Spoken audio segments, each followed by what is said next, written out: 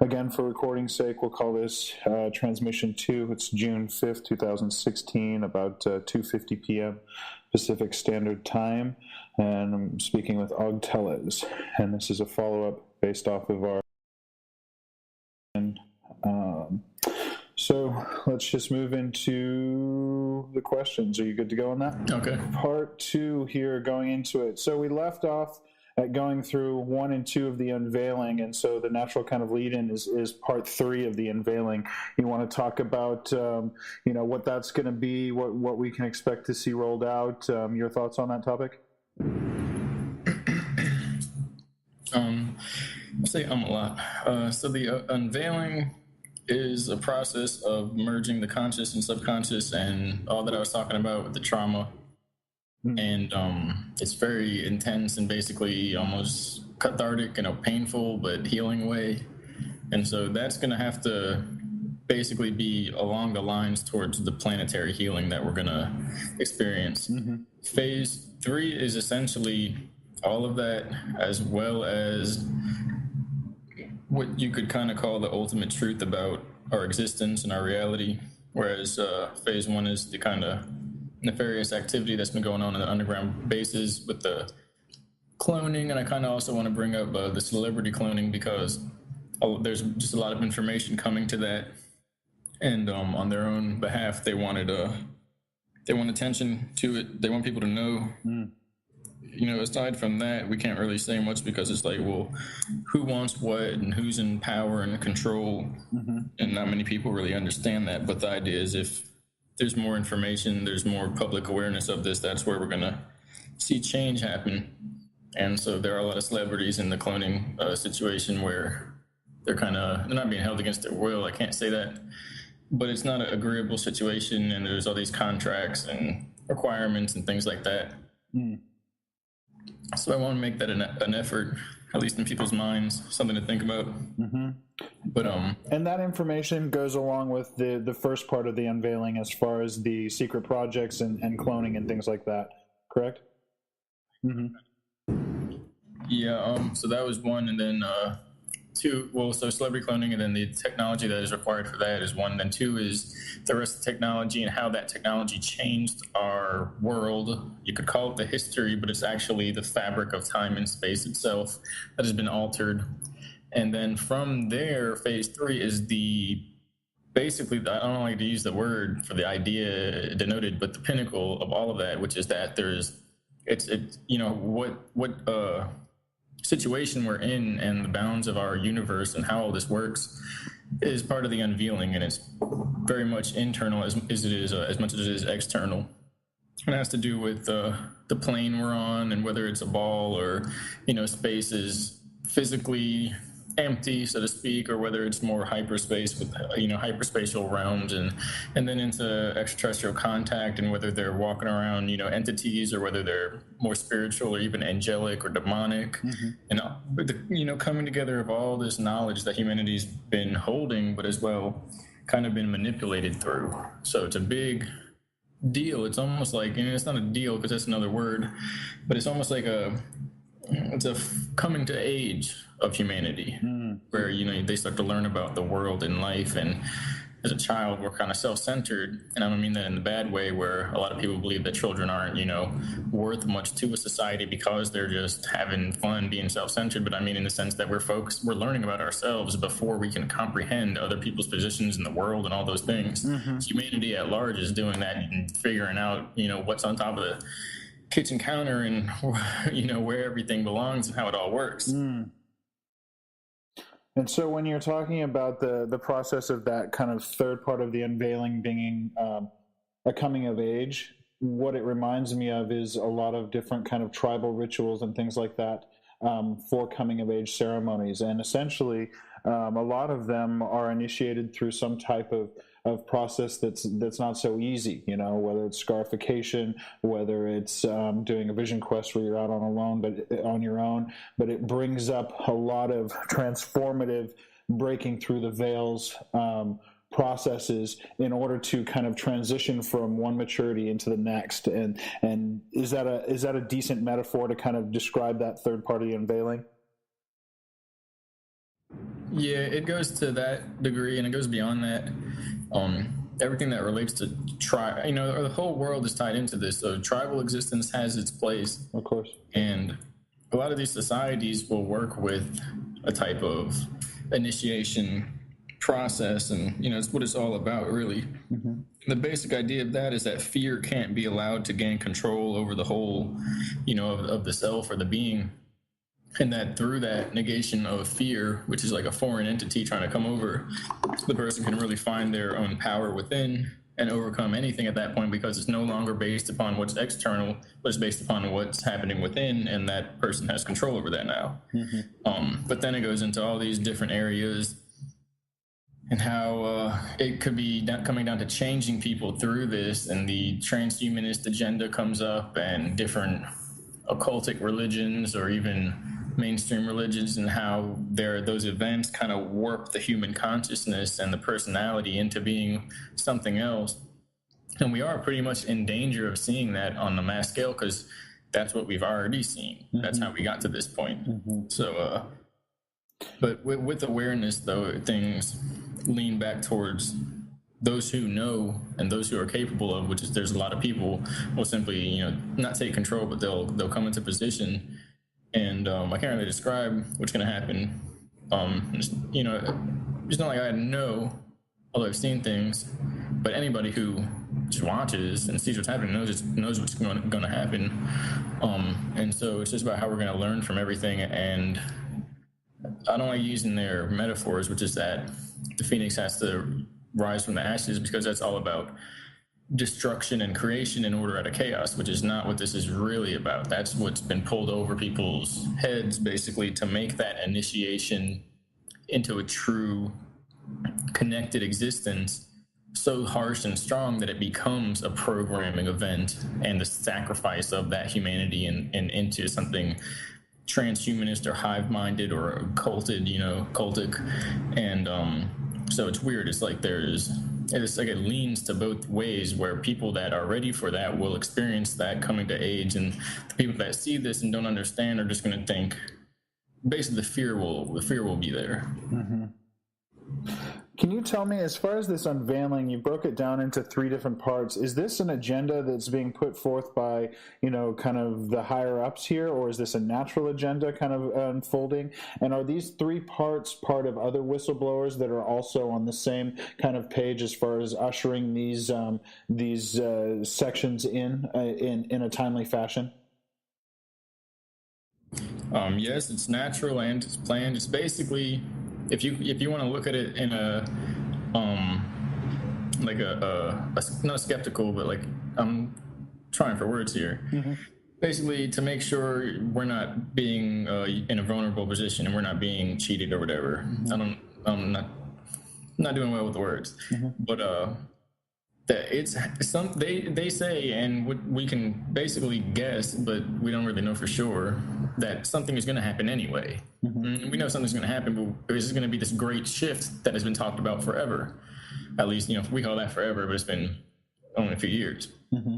And so then this is how they're helping themselves, by helping humanity transition into that age, because without that, they won't exist either. Mm. And so it's also that there's been certain factions parasiting off humanity to the degree where it's, again, almost like this Mexican standoff position, with those that are basically infected, and then those that are neutral, and those that want to help, and the people that are there. And it gets really complex, because you got to imagine, if people have enough money and power to start manipulating time and space, and there's all these different conflicting goals.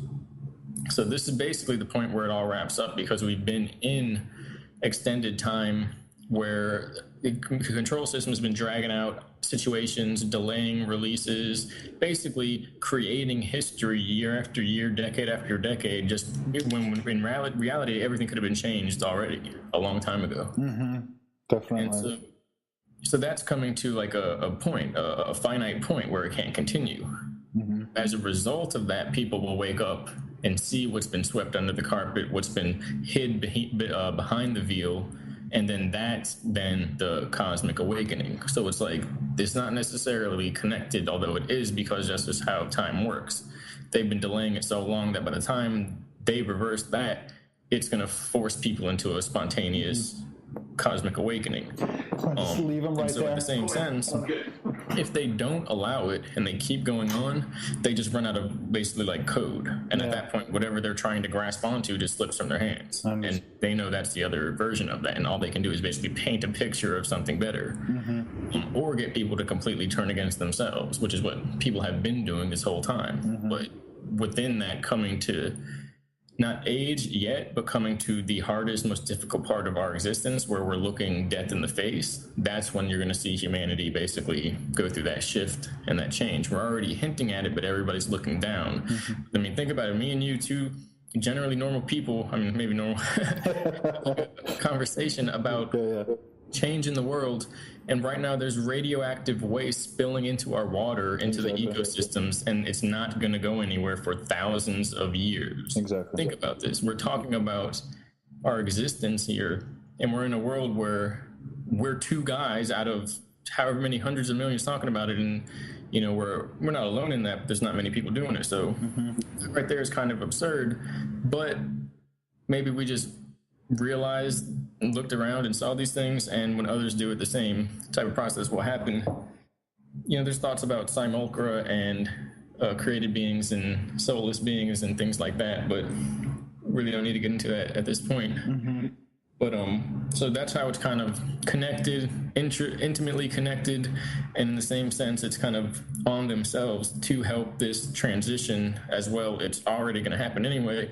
The only connection they really have is that they've been delaying it for so long that now it's actually coming down to the point, I guess, here. Where it can't go on any further. So to kind of try to feed back a really complex kind of synopsis there, and you know, I get where you're trying to kind of tie in so many variables into, you know, a simpler question. So I'm just going to kind of feed it back to you again based off of what I'm hearing. The idea of this unveiling is both a natural plan and also a formulated plan. And the natural kind of part of it is that this is a river of time. This is naturally kind of leading up to this. It has to do with our own free will. It has to do with what we've done to this planet. It has to do with what we've done to each other. And so this is naturally kind of created this heading of where this river is going. And the powers that be, or the people that are aware of this, and the multi different factions that are involved in controlling or trying to control this river, are breaking this down into, well, one faction is breaking it down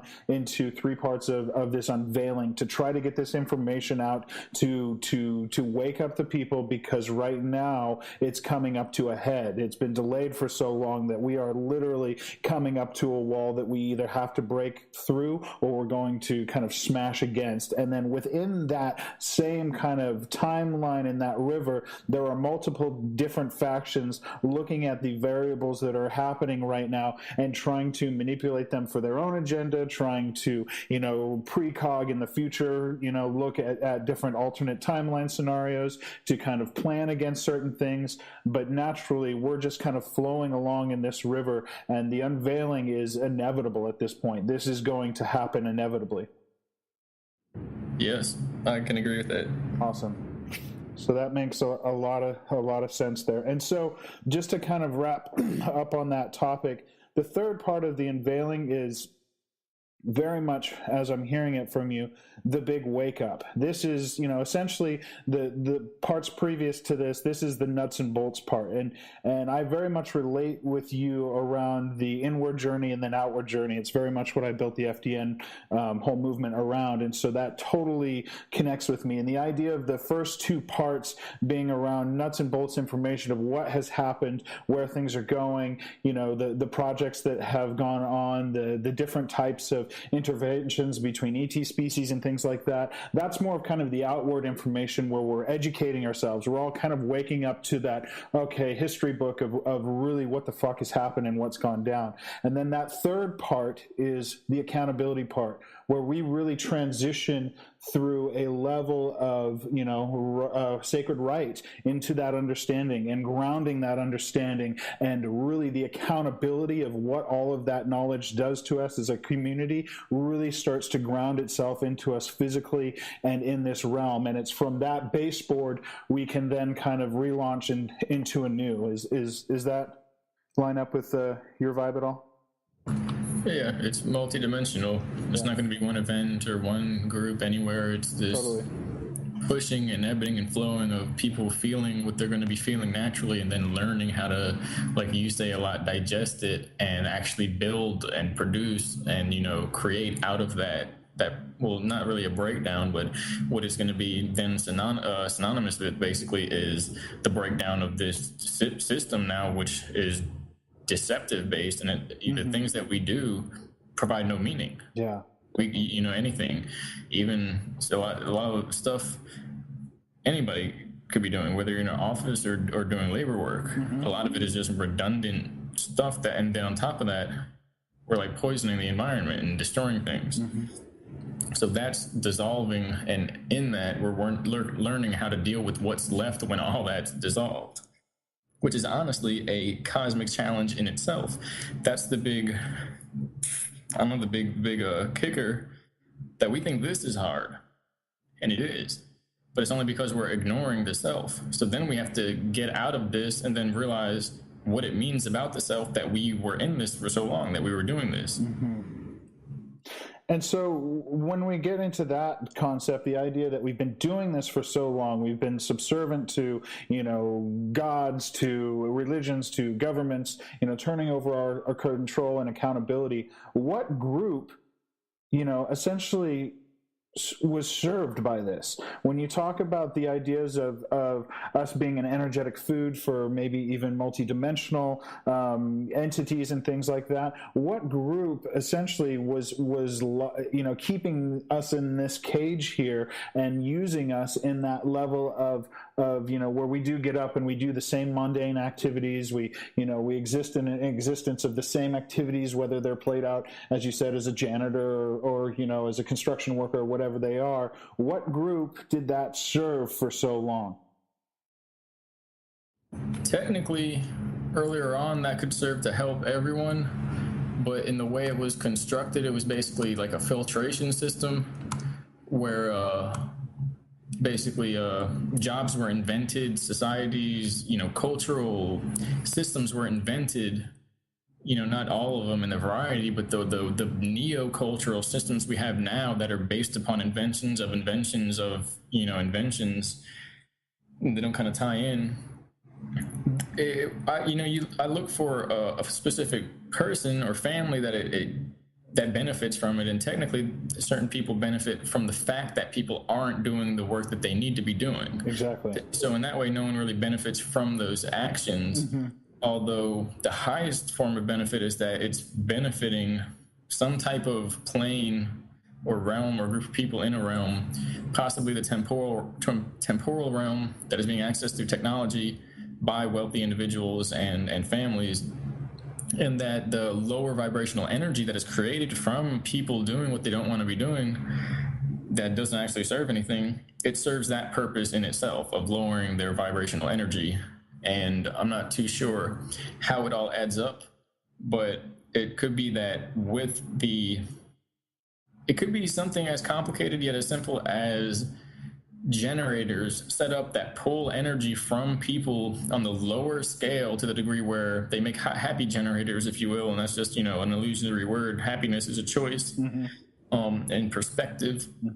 And so they put happy ones, and then in 15 minutes everybody got happy, fed the machines fed back into them, and now there's no control system, it doesn't work. So they put negative ones and they keep buffering against each other. People get happy, the machines feed it negativity and start a cycle, and people go back down. People naturally want to go up, so it's like a beach wave-based generator system for electricity. We keep bobbing up and down trying to go up while these push us down. And so then imagine, and I'm just extrapolating here, but imagine that these generators then are creating a temporal dimension where these wealthy individuals can access, using technology and basically live out on as if it were a plane, a mental plane. Mm-hmm. And it's literally at that point feeding off of the suffering of others. Exactly. In the most simplest Lego block form of it, that's kind of what it is. It's not personal. They're not going to come, maybe even apologize, but they're not going to sit there and say they picked it, each individual person and did it for a reason against them. Mm-hmm. But in that way, it's technologically and spiritually feeding off of the suffering of people that are trapped in a system because they can't imagine anything differently because they've been conditioned to think that way. It's factory farming. Yeah, exactly. Where they're doing what they don't want to be doing, and they're confined to a reality and an environment that is much more limited than the real original reality. Mm-hmm. And it might be, when people call it a planet, well, it might be that we were in a type of cosmic eternal state, and when all this really got the ball rolling, it mutated our DNA to the degree where now we're living out what was once sometimes a nightmare and a bad daydream, and now it's condensed into worlds and realms and cities where we're basically living out paper lives that feed a machine that is inhuman, and we forget about the self. It's like a trap system. So where, as we talk about that and the idea of it being a factory farm for fear and lower vibrational energy that's feeding another, where is the mirror there for the way that we process meat and we process other animals and process other lives in the same way, that they are literally just feeding us on a sustenance level where we have, no care for their actual, life or their emotional state or any type of their being. How are we on this plane kind of mirroring that through the way that we go through our daily lives with what we ingest for sustenance? Right, and everything about a person's existence in the material world, the very, living city life, it's pretty much the most harmful thing you could imagine for the environment or the person themselves, from the air to the noise pollution, even to the, the water quality, to if they don't eat healthy, then just the products and the oil being burned constantly. It's almost like a disease. And so if we live in a way that negates our own being and our own connection to nature, at that point we have no right to demand, our own sovereignty over what's being done to us if somebody's doing the same thing to us that we're doing to the world.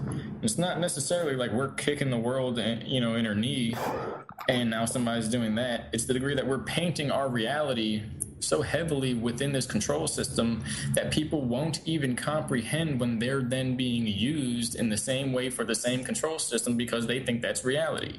And essentially, we're giving consent by contributing to this reality and going through the day by day on that. Right, we won't even notice it, but then in the, kick me, I kick you thing, it's termed as consent. Yeah. That when we take what we're being handed, when first we should examine what it is and who's handing it to us, and if it doesn't resonate, walk in the other direction. People are accepting that handout, and in a way, in all ways, that's one, if you just get something, it's you're allowing it into your temple in your life. But two, if you pay for it, you're paying for things with money that is marked and symbolized and stamped and sealed. Is like a contract. Money is a contract. So entering into somebody with a contract saying, I'll take this product, here's my permission for you to give me the product. In a way, we don't know if we're buying something and then there's another deal on the other end where they're saying, well, you paid for this. This was the fine print. You bought this. Well, now you get this spiritual effect. Mm-hmm. And now you get this, otherwise effect. Or now you get put into this category where we can do this to you, or you can be brought up into this plan now. And there's all these plans. All of this is recorded, and it's like a big bloodline reality grid for the world that the control system is based on, at least for the parts that are heavily in operation. And that brings up just a thought. For years now, the way that I've viewed money is I have to I've had to go through daily life having to use it and essentially provide in certain levels for parts of my family and my existence here. But I have tried to transmute as much as possible the idea of a physical currency and understanding that this represents energy. And so every time I go out and I distribute some of that energy in places, that's where I look at is where I'm literally delivering energy into this vessel, or I'm delivering energy into this direction, or to this person. And to me, that ties in so much into the accountability of where that energy goes. When you look at the, kind of like the natural foods movement and, the even into like fair trade and all of these things that are, trendy topics and corporations use them and abuse them. But essentially at the core of them is the meaning of really understanding where your money is applied and where you give consent to the actions that happen in each day behind the things that you consume. And so in that dialogue that you were just talking about around that very much connects with my perception around, energy being this money. And it does make sense. What is on the other end of it? When you do kind of submit with a contract, literally on paper with, alchemical seals to an extent, where is that kind of turning it over into an energetic field and on other levels? Where are you giving consent? Exactly, and it's kind of like a marking process. And especially how you said, look behind to the larger reality. What are they doing with the money? What are you helping them pay for in their time, in the whole scheme of things? Because that's what's really happening. It's not just a transaction. It's not just object. It's an energy. And you can look at it like a spiritual realm, say this is the spiritual, just transfer it over and, see if it works, if it's like a dream time. If it were energy and you go up to the store and then you pull energy from your heart and your mind and form this shape, this gift, and you gift it to the cashier or the owner of the store, or whatever it is, well, that means that a piece of you is left with them for whatever exchange they gave to you. Mm-hmm. So if we look at money and energy in the same way like that, what we pay with our attention and what we pay with our money is actually becoming our world. It's what we're allowing into our world. Mm-hmm. Absolutely. I'm glad we got to talk about that, because that's definitely something that I feel, on a daily level. And, we can sit here and wax and wane on the different things that are going on all different types of realities and consciousness. But really what it comes down to in a lot of ways for people right now is understanding the day-to-day things that we are doing that are metaphors for larger things in life and larger things in consciousness. And I think that a lot of people get wrapped up in the drama and the excitement of new released information or insider information or whistleblower information, but really the context of bringing it back in to yourself and your journey is understanding your accountability into this world. And so shedding light on any type of these things, Og, for people, I think is incredibly beneficial right now to the whole. Yeah, and that's how it is. You brought up a good word with that they're metaphors, and maybe not the end, but the whole idea is that it's literally like a form of magic. Mm-hmm. It's a form of mental, physical control. It's a spiritual system. Absolutely. Even corporations are corpses. They're dead bodies. They're dead vessels that hold living souls. The polls and elections and police, if you vote, it's giving your permission away to be owned and ruled. It's not saying, I want this to happen because this guy represents what I think. It's saying, here's my tag and ticket, and you now own me. And it's just an agreement, just the agreement of saying to someone, I agree with you. I want to put you in power over me. Saying that to a system is giving it spiritual power. And material power. It's written down then that this person did that, now we can do this to them. It's all written down. It's all very real. It's not people guessing over this stuff. It's a system that is allowed because it's a spiritual system that's set up. Now, whether that leads into who gains to go back before, and it's other races or demigods or whatever. Yeah. It could be, but the important part is to know what we're looking at right here and now. Exactly. Absolutely. Definitely, and I resonate with that completely. It's important to understand our history, and it's important to understand, where we actually came from in order to kind of move forward. But from my perspective, that history is just so messed up. It's just so messed up as far as who's viewing it, what faction is giving what information. It's nearly impossible, I feel like, for anyone to discern on the outside, this linear information as far as fact. That, again, that it's one of those places that you've got to go inside, you've got to kind of get in touch with your own records, your own cellular memory, going deeper into Akashic records and really kind of honing those senses within yourself to then start understanding that history.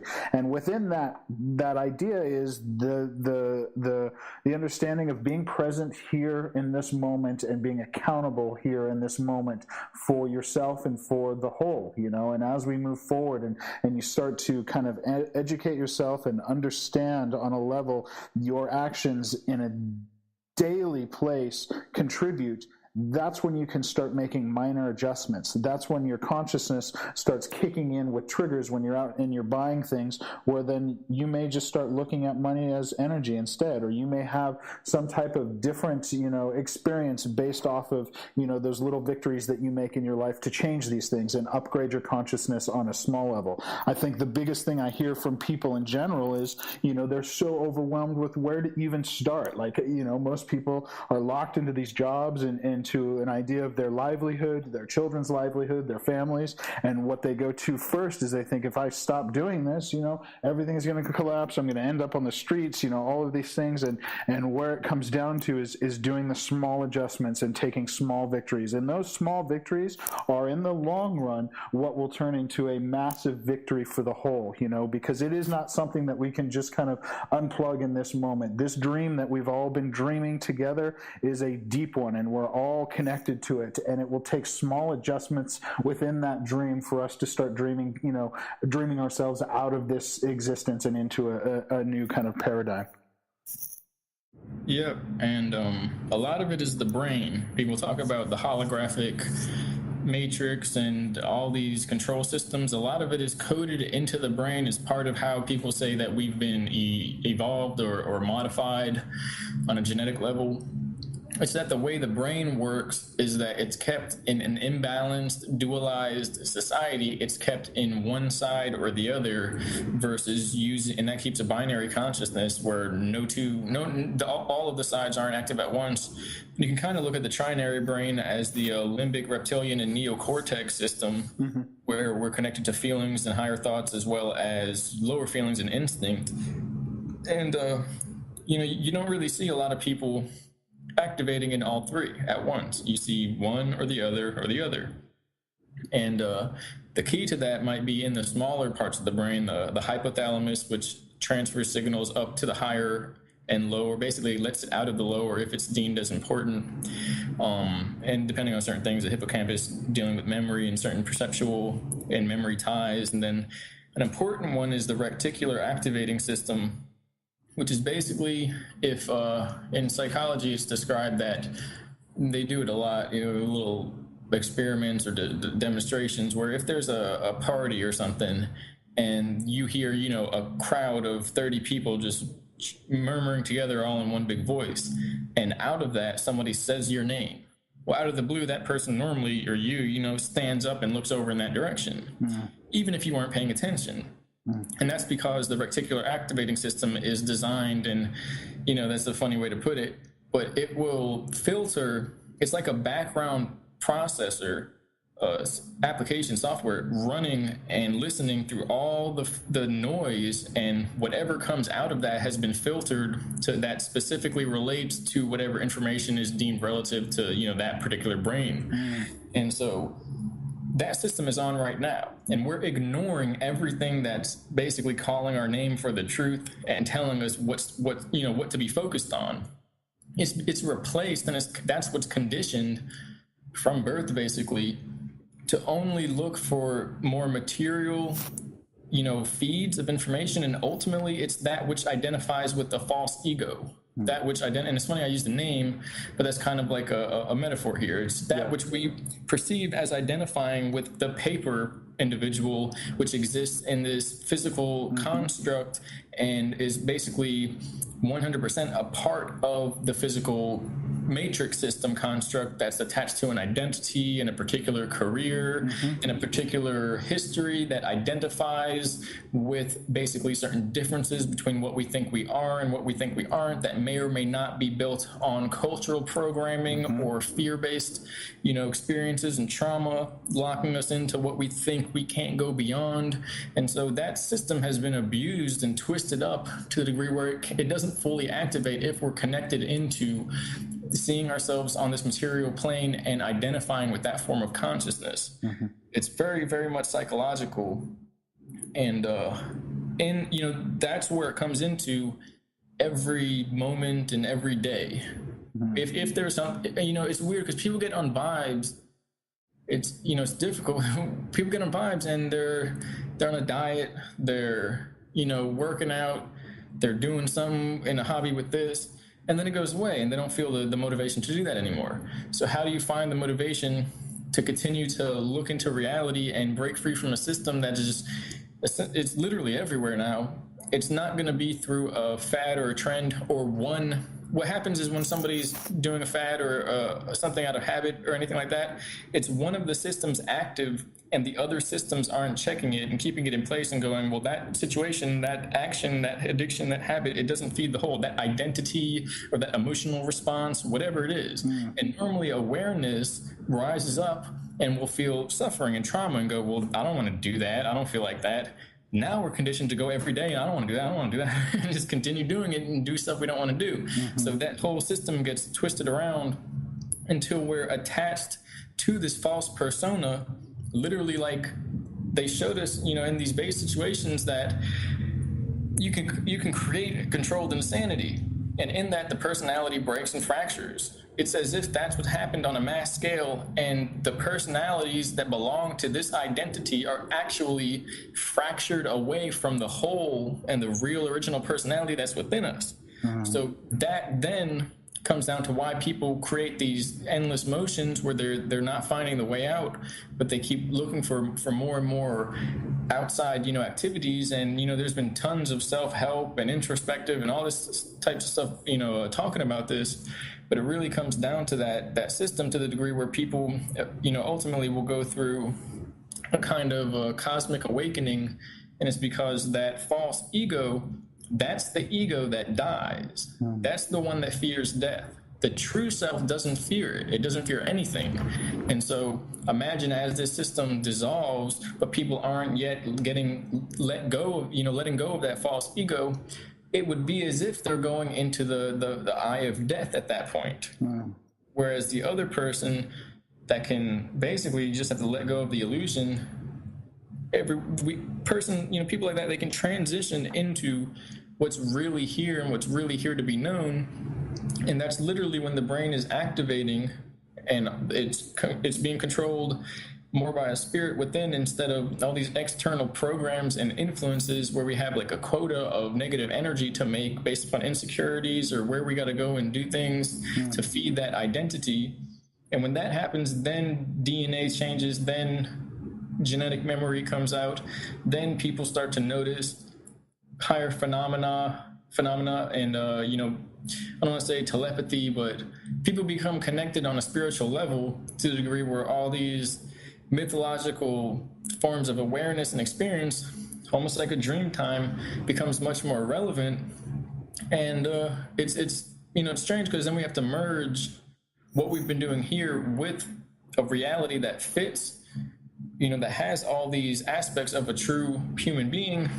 And it's not really, it doesn't have to go farther beyond that. There doesn't actually have to be any destruction or anything further than that. And I'm pretty sure there's safeguards in effect to the degree where, huge destruction won't take place in the way that people would think. And the only thing I can say is that there might be earth changes coming to the degree where if people themselves aren't taking that wake-up call, that the earth is basically instigating it and giving some type of catalyst, like a crystal growth point for change, so that we can it's almost like the Earth always acts as a ground base for change. And so, say the Earth initiates those forms of change, and it's coinciding with the system dissolving, which is coinciding with people waking up. It would be as if the Earth is waking us up. And so, within that thought there, the Earth, to me, when you're talking about that, the Earth is in a symbiotic relationships with the people that inhabit it. And so naturally, it's going to react in those places on an energetic field, on a field of consciousness where it can feel that. And from, just kind of listening to your breakdown of what's happening here between kind of the false ego and higher self, the way that I see it is almost kind of like this infinite feedback loop that bounces between the higher self and this false ego that we're stuck in and that we've been trapped in. And it also kind of brings up this consciousness that not only is that part of every individual's experience, but is part of the collective whole right now in the experience. And we're trying to kind of break through that feedback loop. We're trying to kind of get out of that infinite place that it's been in and kind of move away into a different level of understanding. And when you think about the idea that our DNA was manipulated in some places, some people talk about it was manipulated on purpose to worship, and that literally there is a code written into us, to worship, and that was to essentially serve the people that came here and enslaved us, thousands of years ago. And the idea with that is that, the understanding of accountability and individual accountability, it's almost like we're naturally up against that within our DNA, because we've been hardwired to worship, religions. We've been hardwired to turn over our moralities to religions and concepts of sin. I cannot be a moral compass of my own. Therefore, I must, invest and trust myself into this outside entity to be my own morality and follow these rules. It's the same with governments, and the same with education. I to be left to my own self and my own actions, humanity would devour itself or humanity would destroy itself. So we must turn over our accountability to these governing factions. Essentially, my understanding is that's written into our DNA. And I know we are collectively changing this DNA on a level, and it can be changed, but it ties into that kind of that feedback loop that we're going into between the higher self and then into the false ego, the higher self and into the false ego, back and forth, back and forth. So where, I guess my question based off of those concepts is, do you feel like we are actively rewriting that DNA, those blocks that have kind of, written it into our cellular structure that we turn over our accountability? Can we rewrite that together as a collective, and is that happening right now? Yeah, I think we're doing it now. People have been doing it over time, one by one, if you will, or maybe in small groups. And this is the time where people are going to finally do it all together. Maybe that's a double-edged sword, and this is the time where we're, not that basically people are going to do it all together. That's the word, that's the rumor, if you will. But the main idea is that people aren't going to repeat this cycle again. It's not, we're done with that loop. Good. And but maybe that means that the people that aren't going to do it this time around are going to go somewhere else or something like that. And keep doing it, right? Until they get it. Is that the idea? Or completely, come to terms with what they want to be and want to exist in, and move in a different world in a different direction. I'm not sure. Yeah. Sure. But the idea is that we, just like a waveform, we do go up and down between the higher self and the false ego. But I'm pretty sure the idea is that there's always a time where then we shift higher, and it's again, everything probably cycles. I don't think anything really happens again twice, which is the magic of it. It's infinite, but yet nothing has to happen again twice, that's impossible for us to comprehend. But that translates, and this is why it's hard to comprehend, that something could happen in a few years and then humans exist forever beyond that. That doesn't make sense. It doesn't make logical sense to us. Even if it was like 2 million years after, beyond the next however many years it's going to play out over, that would be inconceivable to us, because we've advanced this far in a short amount of time. At that point we could become non-physical, if you will, and then what? So time itself, what it's coming down to is time itself is becoming no longer relevant. And I think that's because we've been bouncing up and down for a very long time, and every time it goes up and down, the memory gets wiped, and we come back each time reaching that fulcrum of awareness and on a collective level. And if we don't reach it, it's we go back down and get wiped, and it's as if every time it's the first time we've seen it before.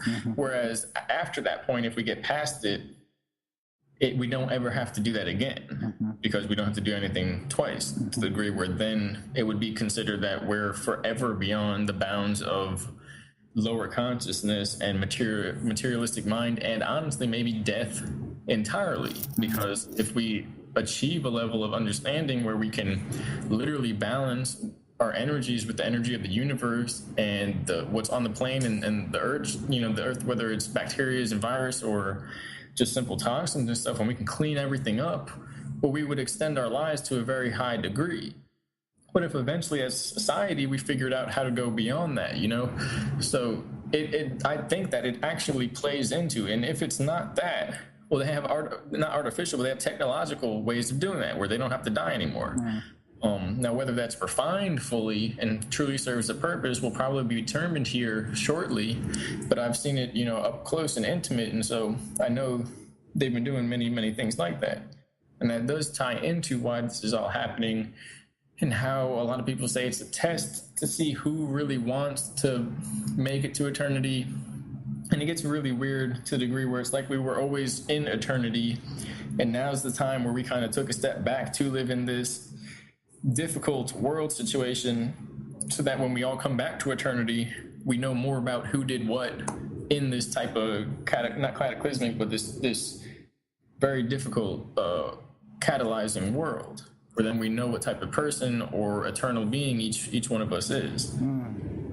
And so when you talk about the ideas of timelessness and time being kind of a mute point, and the paradox of basically all of existence has already happened, and it's happening now, and it's happening over and over. It's this infinite thing that's happening. The way that we view time on a linear level, if that didn't exist, and the understanding was grounded into all of us that, we are existing, every single moment is existing in the entirety of all moments. And with that understanding comes the breakdown of the fear of death, and comes the breakdown of, where do we go from here? And essentially the accountability of the generations and the timeline, the lineages that, will pass on through reincarnation, through, continuing to do this work through refinement and evolution.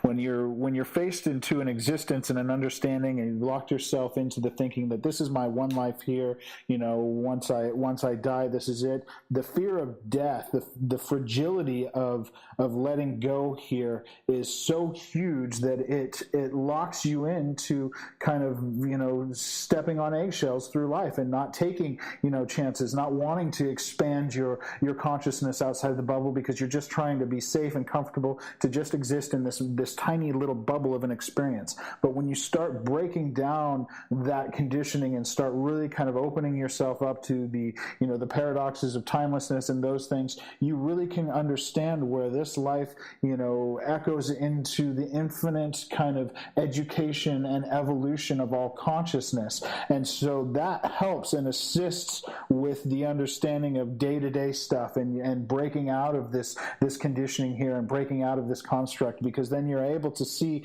that generations it may take, it may take many lifetimes, it may take, multiple reincarnations to kind of get through and break this stuff down and move and evolve. But that is all part of this. That is all part of this living, breathing experience that we are all tied and connected to. Yeah, and it is basically about the larger evolution, the larger picture that's going on. That's, so much has been happening that we're not aware of when we just kind of worry about certain things as people. And then it does come down to the false identity. Basically, it's there to be broken down and to be broken free from by the true identity.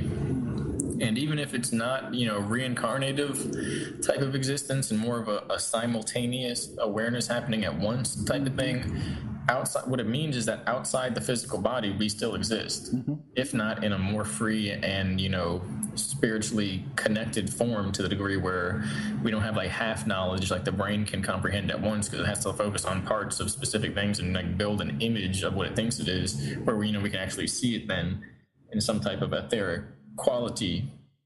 And so, and then all that creates that feed. Well, it's almost as if they could put out news reports tomorrow saying time doesn't actually exist, and within like 5 years of those, people would begin living, like 500 years at a time. Like, it would just naturally play out based upon our identities at that point, because then we're focusing on what we could be outside of this, or what could be next, and as well, we're focusing on what we really are here.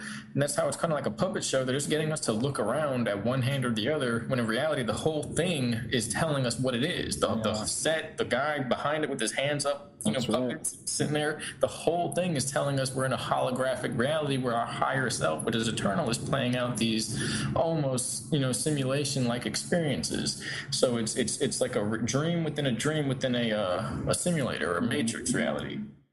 And we're actually in the simulator, which was invented, and it's this construct.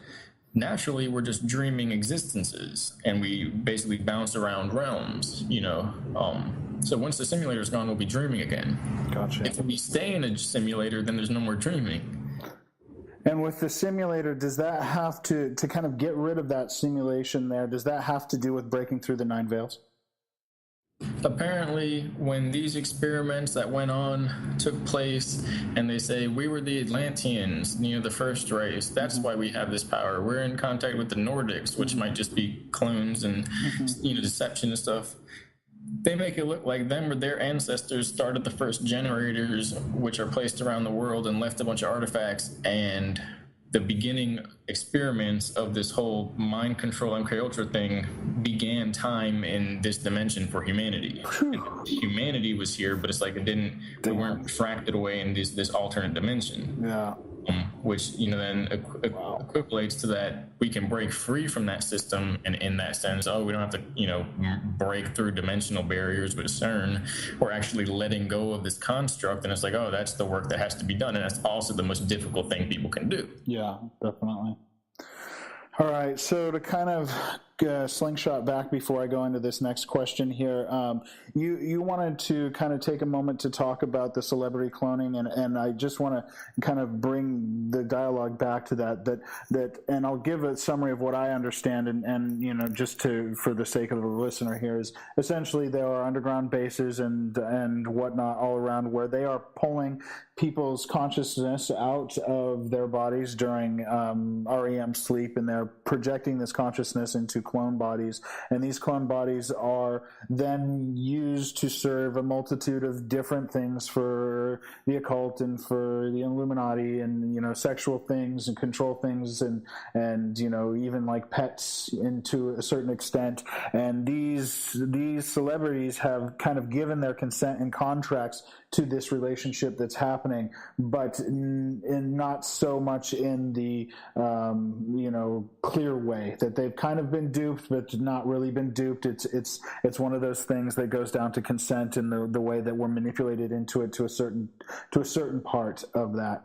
And that right now there is this awareness and awakening within the kind of Hollywood echelon and the higher echelon for celebrities that this is happening, and wanting to get some help and wanting to kind of put that out there. And one of the questions that people had recently for me when I was doing another interview about the FDN movement is that, what celebrities can we get behind us? And my response was, well, I don't really kind of want to go and look for celebrities, because they're the people that need the help the most. They're the people that are going to be coming to a movement like this asking for help. And so is there any kind of, is there anything you want to say about that in general to kind of support their cause right now, their reach out for help? How can we do that as a community, support them? And is there any type of knowledge that you'd like to kind of get out to people right now about the cloning facilities and that experience?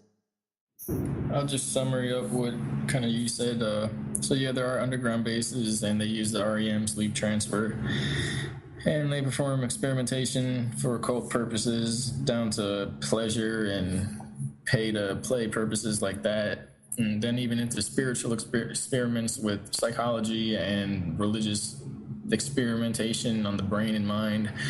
As far as the agreements, it's like an unconscionable agreement where the person was not in the right mind to be able to understand what they were getting into, and not even understand it, but understand that they were making an agreement, or manufactured consent or agreements into consent without awareness, or non-willing consent, or even non-consenting experimentation where people don't realize it.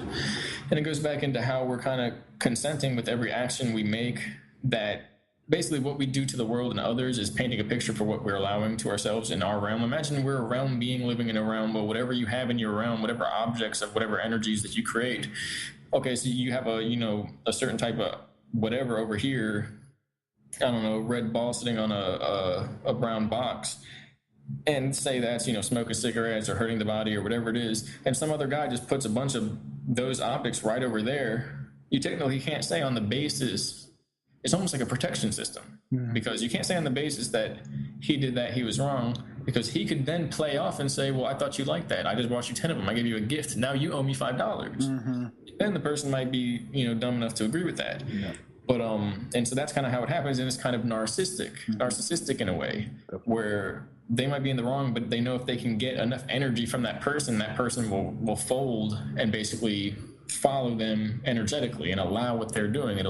They'll succumb and become submissive to that. And all it is a control system, like a bully, where they're tricking people into doing things like that, or accepting pain against them based upon their ignorance and their unawareness of the law.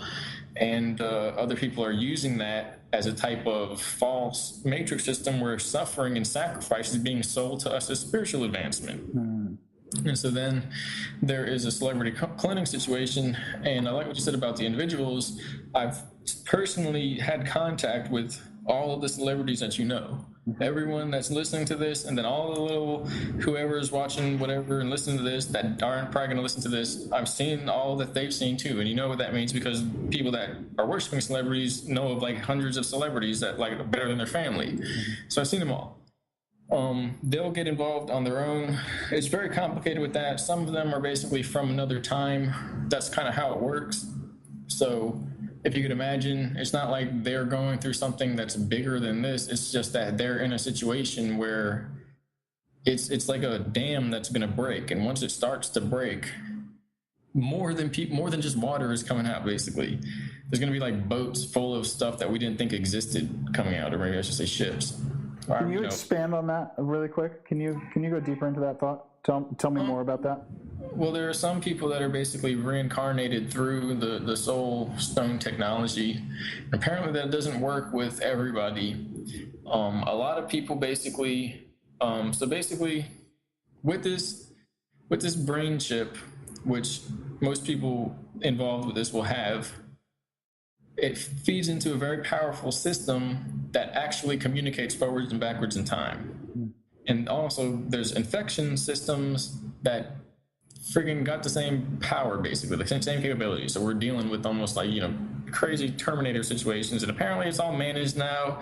It's all handled. We're in a good situation to the degree where even if, the most shocking of events come about, the core of the human species will survive, and it will all just add up to being that's what strengthened the human species to survive to the degree it did. It's all it's worked into time, into itself, to the point where it's going to be intense, but it's only going to be which makes us who we are. It's kind of like how it is anyway, but people are on the edge, and so that with that happening, a lot of people are transferred basically from another time. And some from the far past and some from the far future.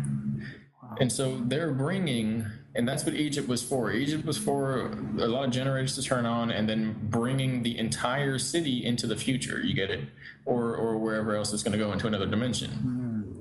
And so that's basically what's happening now, and it's happening slowly. And then if a cosmic event occurs or these generators get turned on full power, well, we might find all of us in one big CERN machine. And then at that point, we go to wherever we're thinking, wherever it's being guided.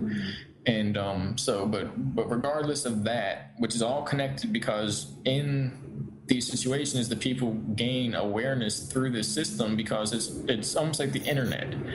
If you can search it, if you can spell it, well, you're going to get information about it. Well, that's kind of what it is with this. If you can stop doing something else, calm down, think about it, and go into information mode, you'll start to pull information from genetic memory. And if, a person is involved in this system, they'll have either the brain chip or some type of interlink to this information, whether it's through DNA or otherwise. And so a lot of people in the cloning situations in the bases know a lot more than just the cloning system as like the thing that has to come out. Honestly, it's so much far beyond that's pretty much why they're unable to talk about anything, because there's no real access point. It would just look like they're snapping and going crazy, which happens, and this is what we witness within the the mainstream media, is when we see celebrities snap, this is what's going on, right? For the most part, yes. Even down into early times where it's just MK Ultra programming. Totally. So that's basically what's happening. And then we don't really want to go up there and get a group of 10 of them that are just going to be stressed to hell. Although eventually that's what it is. Once there's a group that's out saying, this is what it is, this is what's happening, then they're in public eye as basically completely coming out. And it's all about everybody working together. Definitely. It's a tough situation because it's one, no one would know how to talk about it, and two, it's basically dangerous for those that could accidentally disrupt one part of the project or another without basically if you can benefit humanity, that protects you and that flies. If we're just trying to break down doors and throw all the files out on the streets so people can find out, it's not going to end as well as it would if it was a controlled process. I understand. So then some faction going, well, look, this person is going to speak out here, they're doing this, and the result is that now we have a riot over here, and they don't even know what they're talking about. They're thinking about this, when in reality, this is the real problem, and we're trying to get this to come out anyway. Yeah. So everybody, and then on top of that, it's need to know basis. Nobody knows what's going on. Nobody knows where anybody's at, and who really feels what. And so that's how complicated it is. And so really quick, essentially the idea is that, this information is tied to so many different programs and the construct of our kind of forward-moving reality that, as you say, if we were to just kind of throw all the files out in the street and everybody to know, that potentially the outcome of that would not be so positive, potentially, and that there's a softer, more graceful way. And when I kind of heard that, what I saw was the metaphor of healing in general. When you look at somebody that's been through a lot of trauma and PTSD, you don't want to necessarily just throw all that information out there to them about what they've been through, because it reinforces that trauma and it puts them there. And the healing process is a gentle, gracefully guided process between the person and between the healer. And so within this same way, as society and the people that are educated about this stuff right now, the process of supporting these people kind of coming out needs to be looked at as the same. We are essentially healing together this wound or whatever, this distortion that's being played out right now, and how we do that needs to be taken with grace and care within that healing process in order to maximize the positive effect of that information coming out. Right. I like how you put it, because it is one big healing process for the world. It is like the world's in trauma, and it has to be done the same way that people were put to sleep. They didn't come with big drone devices, and like beamed everybody in the cities so we could obviously see what was happening. Yeah. It was slow and gradual over time. Definitely. In the same sense, if we came with big, wakeful, huge speaker systems that put out tone that broke apart trauma, which is what, that it's the same thing. You put people to sleep, you wake people up. That technology exists. Yeah. I saw it. I went through that technology. They called it the Golden Triangle, and it was basically a craft from they called it another race, a higher race. They gave a specific name, but I'm not going into any secret space program stuff because I'm basically waiting for more people to talk out. And it's kind of weird because there's a lot of people talking out. There's like the height of the secret space program unveiling, but I'm pretty sure it's going to get a lot more interesting. They even said there was going to be sightings and they're going to start showing off the craft. But it was as painful as the trauma beginning I literally felt like a little kid going through all the trauma again, but I could witness that that's what I went through, and that's why I felt certain things, and I felt certain way. It was ingrained in my mind, in the brain, in the programming device in my brain. And so this device guided by entities, basically, or just like fucking a faction's technician, I don't know. Mm-hmm. It vibrated that energy, and it was the opposite of the sleep command that we get all around. Mm-hmm. But that was extremely I was literally lifted off the ground. Yeah. So it's intense. Yeah, for sure. And of course, it's a gravitic, inertialess bubble that I was in. I wasn't getting hit by lightning or something, but it's high technology and it's powerful. It was like getting struck by lightning that was waking everything up. And so what we could say is that we probably want to do it a little bit faster than the hypnotist put someone to sleep, but you don't want to just clap your hands real loud and then have everybody awake. It's got to be almost in a sacred geometrical pattern as it spreads through people. And in the end, and maybe not the end, but maybe the beginning, what we see is that that's how waking up happens in the first place. That's how it does work. If it is through some artificial means where it's like a binary 1-2 process, and then 1-2, 1-2, instead of 1-2 to 3 to 5 to 8 to 12, it's artificial. It's going to die out. It's like the games where you have to make the wave last the longest.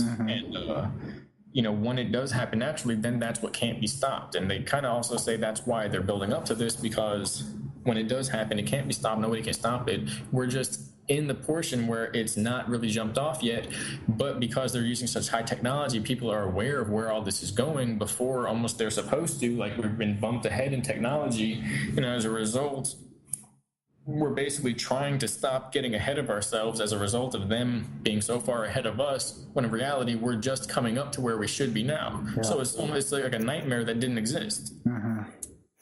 And so to kind of bring things back to the cloning part of that dialogue, is there a place that you feel like humanity right now could assist in starting that healing process? I essentially understand that it's already started, but I mean, where can we kind of serve that healing process right now? Where can we serve these people that are actively looking to kind of bring this information out and also essentially get out of the situations that they're in? It's very strange. I kind of got this inspiration from another talk where at the end of the talk I was like, and I think everybody should focus on self-awareness and connect with each other and start the same pattern, blah blah. And it's really an illusion, because what we did to get to that point where we had that talk and we're having a talk like this now is that we came to self-awareness through the myriad of ways that we live life. And it wasn't that we did one thing or another differently. It was that we most likely stopped doing certain things that were taking our attention. And then in the pause between that, the reprieve of having our attention stolen from us or handing it away, we gained more self-awareness. And from that, there's this pivotal perspective shift that allows us, it may be just a perception of control and free will, which maybe that perception of control and free will is control and free will, regardless if it's an illusion or not.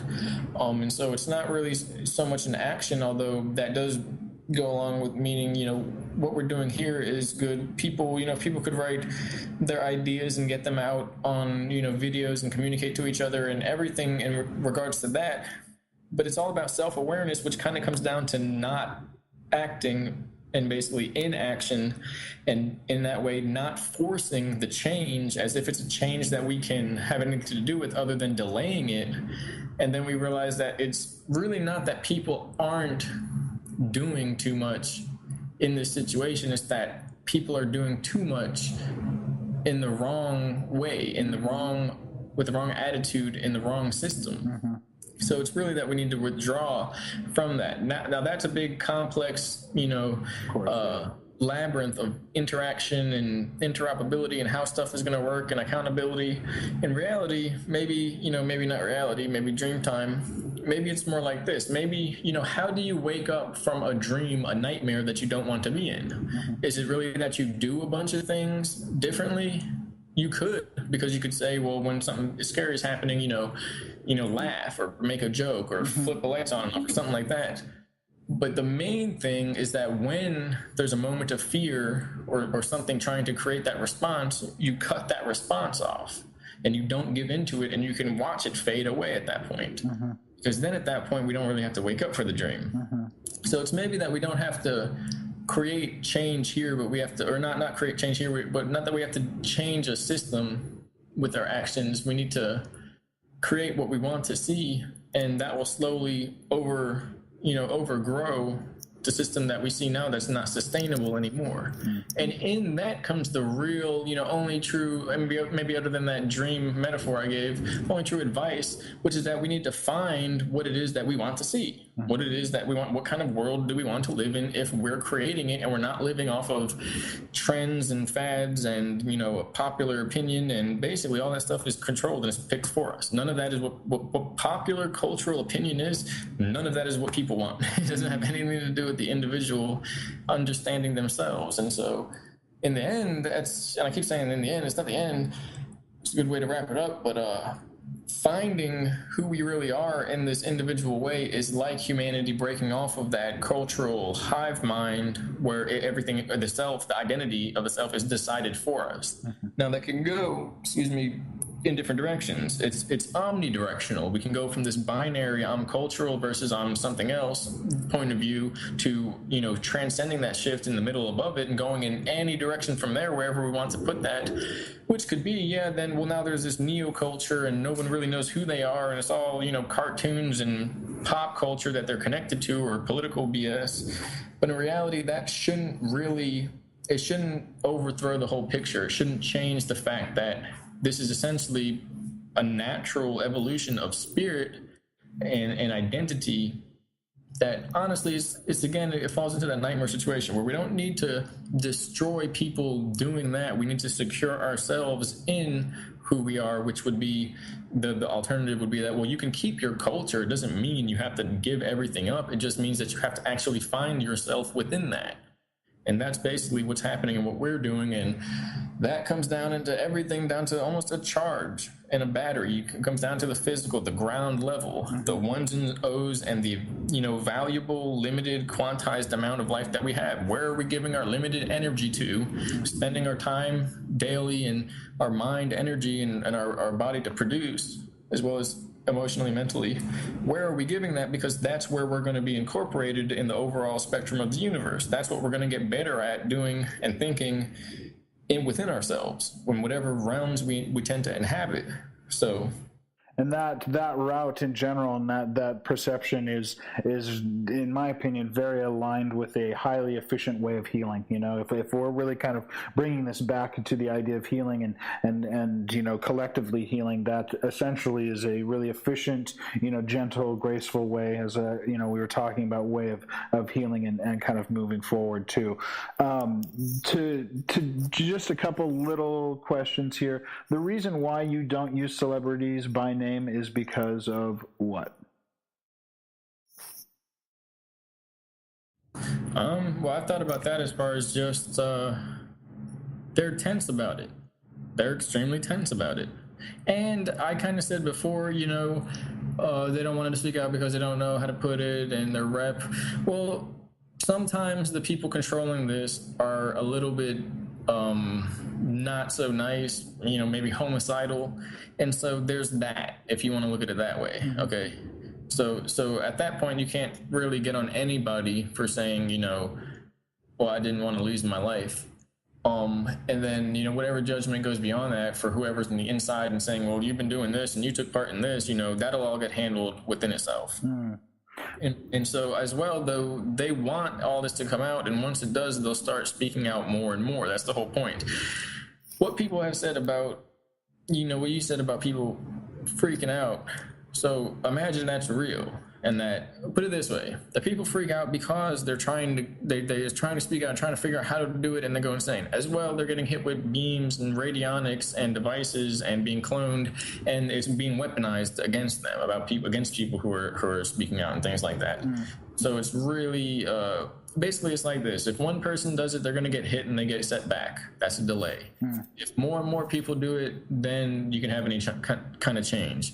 If everybody's afraid and no one knows who's going to make the first steps to that, then it's only the brave that you're going to see stepping out, and the protected and strong that are going to be able to resist whatever is happening in accordance, with their policies on that. Then it's happening where more and more people are basically thinking on the same wavelength and realizing what's really important here. And then a lot of them are kept in this, there's a lot of occultic programming. And so it's made so that you're basically, one, they become idols of worship. You know, you go out in a crowd of people and throw up symbols and stuff like that and shake your stuff. They're all like dying, you know, loving you. Well, you're going to feel some type of energy transfer. That's how it works. Yeah, of course. They feel kind of like gods out there. So they get addicted to that. And the rest is just anxiousness on their part. Now, if they didn't have that, then I would specifically name all of their faces and names and actions, and not like, you know, the bad stuff they did, because I'll talk about that. Half of it is, you know, done to me. So you can't even get on to me. You can't even get on to me about saying, you know, not talking out about stuff like that, because I'm just overcoming what they're doing. And of course they're doing it and looking at, you know, the look in their eyes is that they're being controlled by something. Exactly. And I know how to see control when something takes over the central nervous system. It's actually quite simple. And so whether it's technological or higher, and a lot of it is merged with the higher, with like spirits. And so in time, you know, it'll all come out to that. But I'm not here to throw blame and haze anybody, because honestly, that's part of the plan. So, and I'm treating it like they're sick friends in a way. And I know, you know, a lot of their personalities to the degree where, you know, they basically, the real deal issue with that is that they sign contracts to make music. And so you can't really make this music and get out and put these symbols out that way, knowing what it's doing, if you're trying to work against that system. So that contract is like a time lock into it. And before, what you were talking about, time and the fear of death and all that, that's a Chronos time grid that people are in. But, and so it's basically, it's all part of the plan with that. On top of that, the celebrities I saw, the rest were every type of control or authority, from any type of monetary, authoritarian, judicial, political, religious, you know, iconographic, cultural, every type. And then the dead ones, the people that were back in history that died in World War II and died in Jesus. So there's a whole crowd of people. It's like those movies where they're like, you know, they all pop up, and it's just weird. And so it's much bigger than that. Definitely. And the only you know thing to worry about here, not worry, but the only thing of value then that's related to a goal required towards the end goal is that there are people still in the tunnels and the bases being experimented on, which obviously need attention, and that's what's coming out.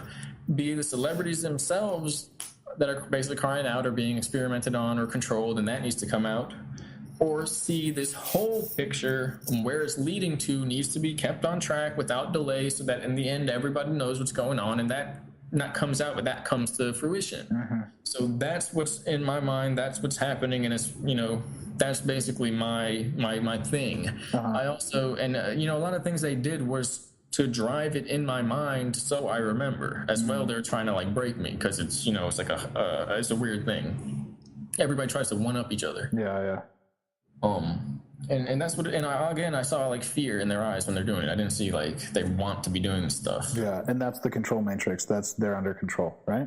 It may be a system that enters in and takes over the reptilian brain with nanites, because it's simple enough in control structure of the bio emissions and the waveforms, how everything is communicated in that part of the brain, the binary system, that it can pulse into that, and then all of a sudden the fear goes up, and then it's hijacked into their mind, and they'd say, you know, it's like a possession or some shit, somebody who's possessed. I'm pretty sure this is an innate system. That it can't do that to the higher brain because it's too complex. It's 50,000 different points of contact at once, intercommunicating in, you know, a trinary rotating spectrum, expanse, you know, fractal. Well, it's not out of this. It's not a fractal mathematician. It's a binary base 10 mathematician. You see the nanite structure, so it can't comprehend that. And then, you know, they're in like a possession cycle with it. But as well, when they're getting injected or stuck but with these, you know, these wealthy individuals and these bases or something like that, they're getting programmed every night. That's where it comes into like a slave system. And then they bring up, well, oh no, they agreed with us, we have this contract, but then it's unconscionable. They didn't know it. But then they say, well, contracts doesn't mean you say yes until you figure out you don't want it. It just means you said yes. It's but then it comes out of spiritual law. Well, you're still doing that just to rip on the person, just to deceive them in the end. And that's not what a contract is. It's two people in agreement with each other. and having disclosure about what that agreement entails, and having a complete understanding about what they're agreeing to, before absolutely, making that agreement together. And so, I can feel from you that you have a sense of responsibility to these celebrities because of your experiences with them. Is that fair to say? Yeah, some of them were in the time program and the MyLabs scenarios. Okay. So some of your actors that people see on TV that are like, oh man, he or she is cool, they're really like getting it. It's like, well, they've been trained to do certain things in certain scenarios, and they're kind of just laughing in your faces. At least the control group is having them out there doing the same thing they've been doing behind the scenes. Mm-hmm. And so they're deep in too. And so with the responsibility of feeling a connection to these people and wanting to help them, for both the desired, individual experience of helping an individual, but also for the whole. When you talk about, that natural healing process and bringing this information out on a gradual level, the movements that are popping up right now are focused on meditation and group meditations and really kind of focusing, heart-centered energy towards different types of things. And one of the things that it kind of came to my consciousness as we were dialoguing here is that if there were names, it's very common to hold prayer circles for people that are in, that are suffering for cancer or whatever it is, and to concentrate, daily or weekly or monthly within groups on people's names, and being able to hold that. In the future, is this something that you could see potentially benefiting these celebrities? Like if there was one or two or three of them that essentially understood that, there would be a large group of people starting to kind of pray for them, or meditate towards, the breaking down of the barriers between what they're going through and the public's knowledge of that. Do you think essentially some type of movement like that could assist them in a gradual way of healing and coming forward? I understand the relationship between being a celebrity and the energy that you get from crowds and how addictive that it can be, but it's like an addiction of anything. At some point, people kind of hit rock bottom, or they essentially say, I got to stop doing this and I got to reach out for help. If there were people that did want to reach out for help, could we kind of serve as the rehab, essentially, as to use another metaphor, by helping them through co-creative thought and intention directed towards their name?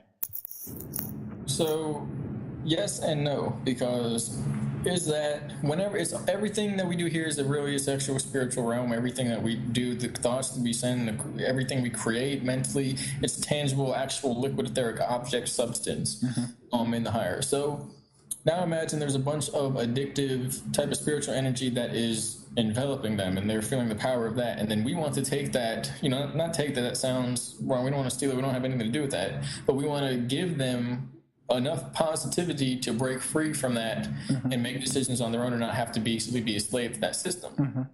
Then it comes down to, is our magic, because it's basically what it is, going to be able to overcome theirs? Exactly. And you get into a spiritual battle. And so that's why it's a difficult subject. With prayer, it's about who you pray to and where you're giving your energy to.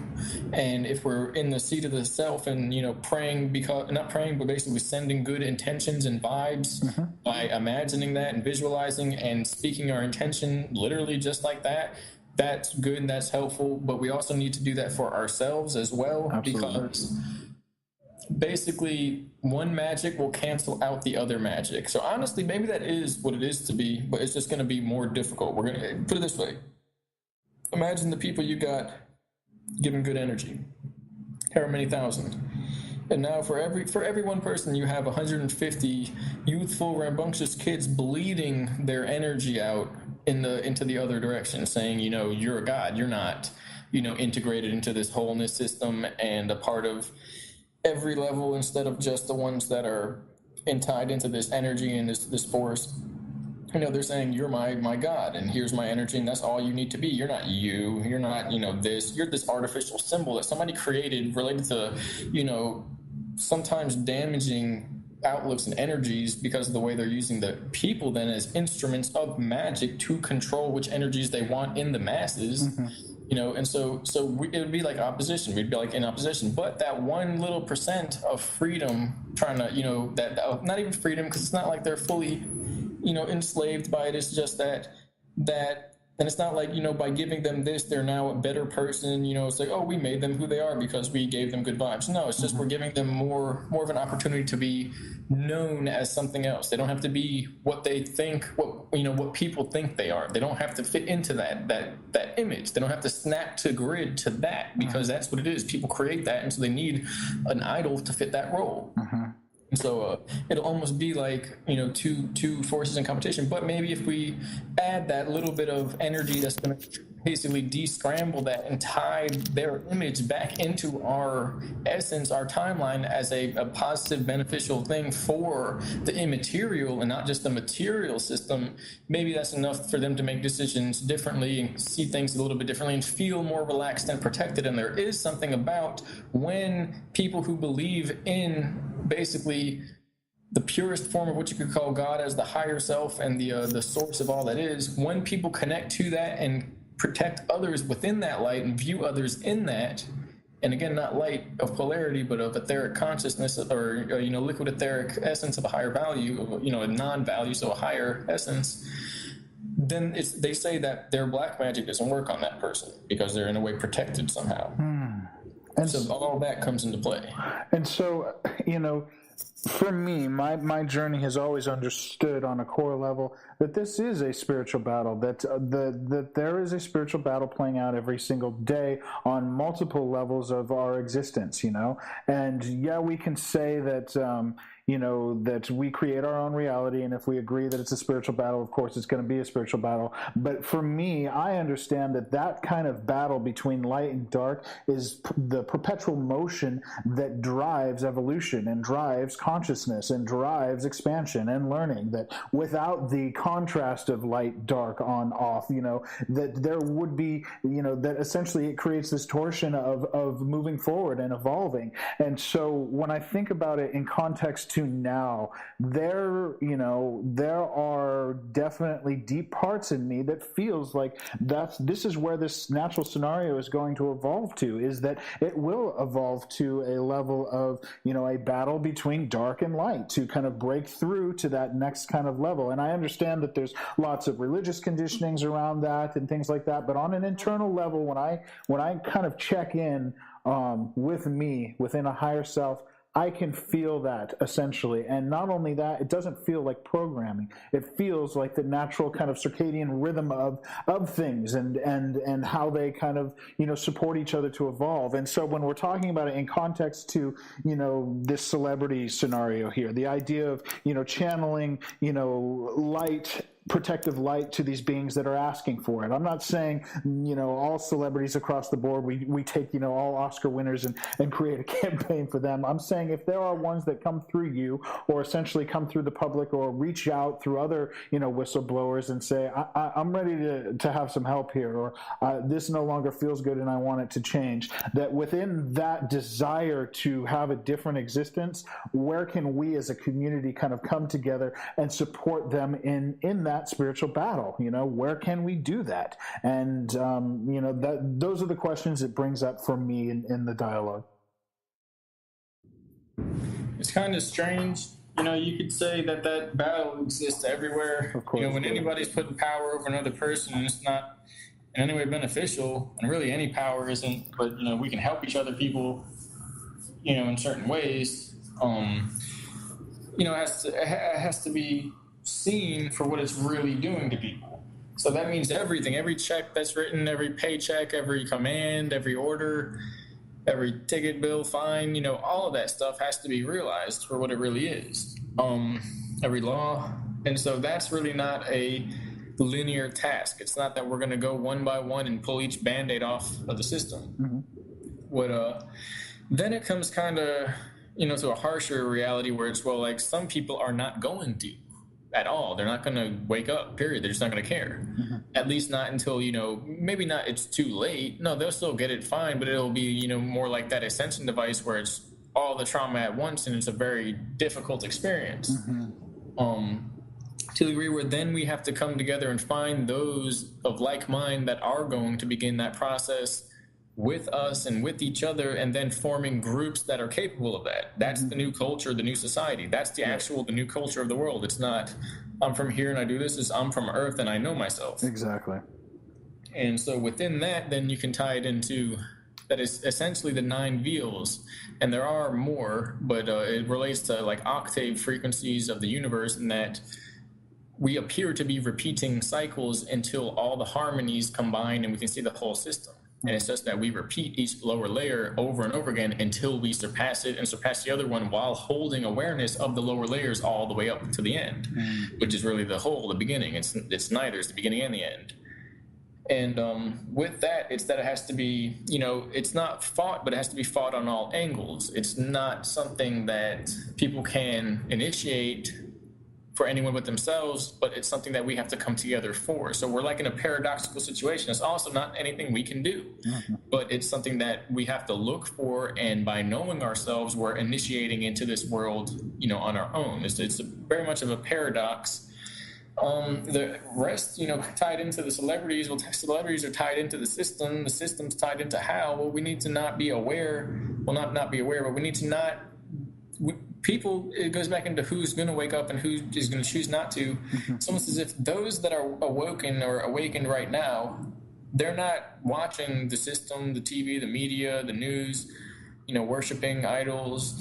They're not doing that because they already know what that means. Exactly. So the only thing we have left now is those that know and are disconnecting from the system, and then those that are still basically growing and they're joining the system. So it's not necessarily that those people aren't going to be awakened at this point. It's that they're going to awake when the system collapses, whereas those that are awake now, and it doesn't have to collapse, it's dissolving. It could dissolve into a transition. That's a good way to put it as well. And that right now what we're doing is basically coming together with like-minded individuals that are going to reinforce that cycle of awareness, that feedback process, and benefit each other in a symbiotic, collectively mutual manner, which will only create more and more connections and more information, knowledge. And so the reason why I put it in context to the celebrities is that when you look at, the idea of it dissolving into these transitions, that celebrities essentially serve the greater public in a way that they could make those, dissolving into transitions on a larger level for a larger consciousness of people that are plugged in and participating outside of, the awakening process, the awakened ones, the sleeping masses. And so when you look at, a place of small victories and taking small coups against moving forward, to me, from an outsider kind of looking in and understanding this, is celebrities are an incredible opportunity for us to move forward with that, and how it can ripple out into the pond in a really, really large way. Because essentially celebrities have, the view of the world. You go to third world countries and not many people know who Martin Luther King are, but they know who Tom Cruise is. And the idea is that those celebrities, if there were a handful of them that were ready to kind of come out and kind of, bring this information forward, that information would ripple out exponentially in a really, really large way. And so that's why, my interest around the dialogue of serving, kind of the protection of light for them in that process, but also kind of getting behind them on a movement level. I see that kind of rippling out into the whole in a real deep way, Exactly. And so they're in it, all the way. And that basically that's why they're used. I was going to mention that earlier. So if anyone's in communication with people, that influences the whole, then they become a spokesperson for our species. That's how it works. So using them as basically spokespeople for these energies, and to the degree where when the time comes, they can all say, this is the right path. You all need to trust these people and go along with this and be just like us. And in reality, if we not convince them, but if we share with them our perspective and give them a viable manner to protect what they have, while basically learning of the self and our collective self and coming in contact with that and embracing the world at large instead of just their collective, we could create that, and that's like the dual-edged sword. That's the dual role, that they could be used as a voice for the new change in the system, where we're not going to put up with the materialism. It could be, basically it's a system where they allow anybody to do whatever. So then they pick people that have these archetypal essences based upon their desires and their personality, and even astrology and stuff, and then they put them in the position to do whatever they want. And so then now that's being blasted into the minds of the people, and so it enters into the subconscious, and the people reflect it. It expands and enhances that in the population, those people that are identifying with that. So if we as the population tell them we don't want to see that, we want to see this, or it'd have to be more intellectual. It's not going to come out through emotion. Yeah, or totally. We're not going to be able to go, give me what I want. They're not going to do it. That's not how it works. No, They're definitely. in that vibe and in that mindset of just taking it, and they already took everything, so they're not going to get anything back. Exactly. So if we intellectually go and we break the code down and we crack the matrix, and we go, well, you're in the secret society. Power is through the self and the materials are the illusions. Well, why are you stuck in a material world where your self is getting battered and bashed around and you're in a world of suffering because you can't find the real you? And if we bring them these issues up, then that's our pedestal, but no longer a pedestal, but literally a mic, a podium for the world, just as it's being used for other purposes. Then that's our podium now, you see, because we're influencing the world through the people, the channels that people are trying to use to influence the world. We're not incapable here. We're not disabled. We can use every tool that is in our reach, as well as the tools that people are using to try and manipulate us. We can use that to enhance our own freedom and our own abilities. Bingo. And anybody that's listening to this right now, I just want to ground them into that understanding of what you just said. The opportunity for us as humanity is to be able to use these tools, in a way, and not be used by them. We have been locked into this place of worship with these type of individuals in a way, but there is a power that they do hold. So where do we as a community start using that platform, start using that as a voice in certain ways? And I think what you said is just so spot on. It's great. So kind of moving literally looking at my list of questions here, we've made it to question 2. So I guess what I want to dive into here is explaining what are the 9 veils that you talk about. And, one of the FDN members here kind of broke it down in an understanding, and I'll just kind of read it through here. And if this is something you agree with or you want to amend to or completely, set to the side and replace it with your own, feel free to. I just kind of wanted to put it out here. The first veil being politics, the second veil being history, the third veil being global control by the elite, the fourth veil being secret societies, the fifth veil being secret technology, phase 1 potentially, the sixth veil being reptilians and aliens as a controlling force, potentially phase 2, the seventh veil being the power of sacred geometry and numbers, the eighth veil, God, love, and all things unity, it is all one, and then the ninth veil being perfecting love. Does that connect with you at all? Yeah, that is the series of rituals that they put us through to test our souls and see if we're going to dissolve into the abyss of self-irresponsibility and degradation, or whether we're going to accept responsibility, choose love over, coldness, and put the world together using this creative force within us, the soul power, and literally reconstruct your realm. They put us through these labyrinths of feedback computer system simulators inhabited by AI fucking demons, and we have to basically battle them. What it plays out as is the people that represent each realm, the certain control to another control to the secret control to the entities to the harmonics and computer systems to the differentials between spiritual planes into what we call these controller God forces, into the ultimate unveiling, and that they appear to us and they appear to try and sell us their version of reality. And that's what's happened to the world. That it's hard to describe, because it's as if each one of those is a timeline that Earth played out an entirety of existence and said, well, this doesn't lead to whatever it is, restart. And we restarted. And once we get through the 9 of them, we go, oh, this is what we were doing the whole time after however many thousands of years of collective continuing awareness it takes to get there. And individually, we go through that. Absolutely. The strange thing is they say all they're doing is putting the person's consciousness through the actual history of the human race, that they're activating the DNA, and the systems actually pull one through the human race, the entirety of our history. And that in order to exist in eternity on the other end, you have to be one of the conscious beings that started that process and made it to the finish line. And finished it. Otherwise, it's just like a simulacra. And so, or an uncompleted consciousness, a pyramid without the capstone, which whatever, and that can be taken many ways.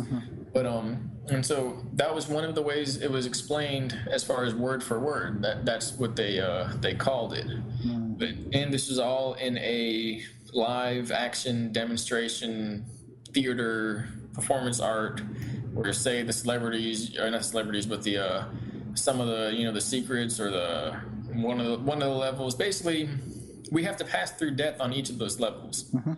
They perform sacrifices on some of them. The AI tries to wipe consciousness and re-inhabit that person's soul, quantized, as Seth says a lot. Reconfigure it and put it into his own realm world, and plays like admin over the person's soul. The gods try and take the soul, and then they do the same thing. They just do it in a false way, and it's clearly like, oh, this is the false version of God. It's the ones that we created in our psyche by saying there has to be something else out there when it's us that should be. So we've created this all-pervading patriarchal, overly masculine force that comes on a spiritual level and literally decides everything for you, and that's friggin' insane. And then there's like the other, whatever these entities are, whether they're a reptilian overlord or whether that's just a program that was built, or maybe that's just a false temporal dimension that was inhabited and created based upon the event of this technology, and that when all this closes down, that those realms will be sealed off and healed over as if they never existed in the first place again, and those human consciousness that created those other races or whatever gets healed back and pulled back into the original realm. I'm not sure, but we passed through those realms, and they basically come and play their tricks. And so when you're talking about the unlocking that happened in 2010 for you, is this the process that you went through during that unlocking? Yeah, that was, for the most part, it was basically like, all right, everybody's here, who else is here? Okay, more people are here, all right, warming up, blah, blah. And then it began. And they flipped the switch, and it was like the apocalypse. And so and then at the end there was a time afterwards where I was like, all right, how'd you like it? We invented this, and it's to basically return the soul of humanity back into each person that goes through this, that their souls are basically asleep in this, and that there's also a certain amount of people that are actually sold here, and that all we have to do is find those people, and then the whole realm will heal over. That the people that aren't awakened through this, because all they have to get is a certain 100,000 of a certain amount, it's as if it's all the angles on a dodecahedron or something that are sealed off, and at that point the whole realm will be healed. And it also brings to mind, they're saying that these other people that aren't reaching that awareness, I'm not sure if they put them in the soul machine or not, or to the degree where all they need is the 144,000 or whatever of the people that they want to put through the soul machine, and they find the archetypical or archetypal spiritual essences within these people, and they rebuild the universe through that, the original realm. And it might mean that these people that aren't in that, that aren't going to, are basically not human consciousness. They're simulacra, they're simulated consciousness, to the degree where it's as if they belong to one of the realms. It's kind of strange. And when everyone goes through this, all those realms disappear. It's like those consciousness will return to source again, whereas everyone that went through it will come out as humans that are eternal, that just went through millions of years of experience without a break in consciousness. It's like a return. And so, do you think that this machine was built using, time travel technology of basically going forward and backward in time, witnessing and understanding what each one of these layers are, and basically crunching the data to say, okay, here's layer 1, here's layer 2, here's layer 3, and they built this machine based off of witnessing, past events and future events, and then the idea was to try to put somebody through that in essentially the idea of fastening their ascension process, but also wiping clean all of these programs also, from them that have happened over time. And that is the idea behind this machine and what you went through in 2010? So I went through the ritual aspect of that for the majority of it. Then I finished that, and then they put me in the machine, which is basically, they say, and I was basically testing all this shit out. And the machine is what they designed for those that don't get it when they go through that ritualistic process. It's really not a ritual. It's not like, okay, you go here, you go that. It's lasts for days. Yeah. And it starts with people coming out, leads into clones, leads into simulacras, leads into principalities of man, and what's the real reality and who has the real meaning, leads into false authority, and all those realms and those systems. So it's all the control systems we have here stacked up into layers, and we have to punch through them, and we meet the actual operators of each layer, and when you're meeting them, because it's not any other way. It doesn't happen any other way. And then they designed the machine. And all that uses every type of technology you can imagine. Stuff you really can't imagine at this point. It looks like alien tech. And they say that basically the golden triangle, which is the ascension device, they say a higher race is here, and it's their device, and they're the ones that come down and do it. And I saw, they came down from high up, and it might have just been the people have the possibility to do that. It's just about why the people would then do that. And it was a golden triangle looking device, basically just like a UFO. Looks like it floats, or something that was being extended down from it. And a person that's in that, where, when it activates, whatever it is, they go through an instantaneous process that took days for a person to go through. And and so that's afterwards. And that's, if nothing else works, they have that. And so maybe it's people doing it, but then, so people at least they're helping us, or maybe it's a higher race. But then, maybe it's a higher race that's helping us, then each could be taken for an agenda, But at least there's that capability, there's that potential. And the beings behind that technology of the golden triangle technology, did you ever see them? No, apparently no one ever sees the highest beings. You can only feel them. We've seen the reptoids come down. You feel them. You get a feel for that. We've seen the grays, which are just like the synthetic grays, the programmed beings that the Nazis created. That's just like an artificial biobot guided by another person, and then there's these simulacra AI inhabited clones they're not souled humans.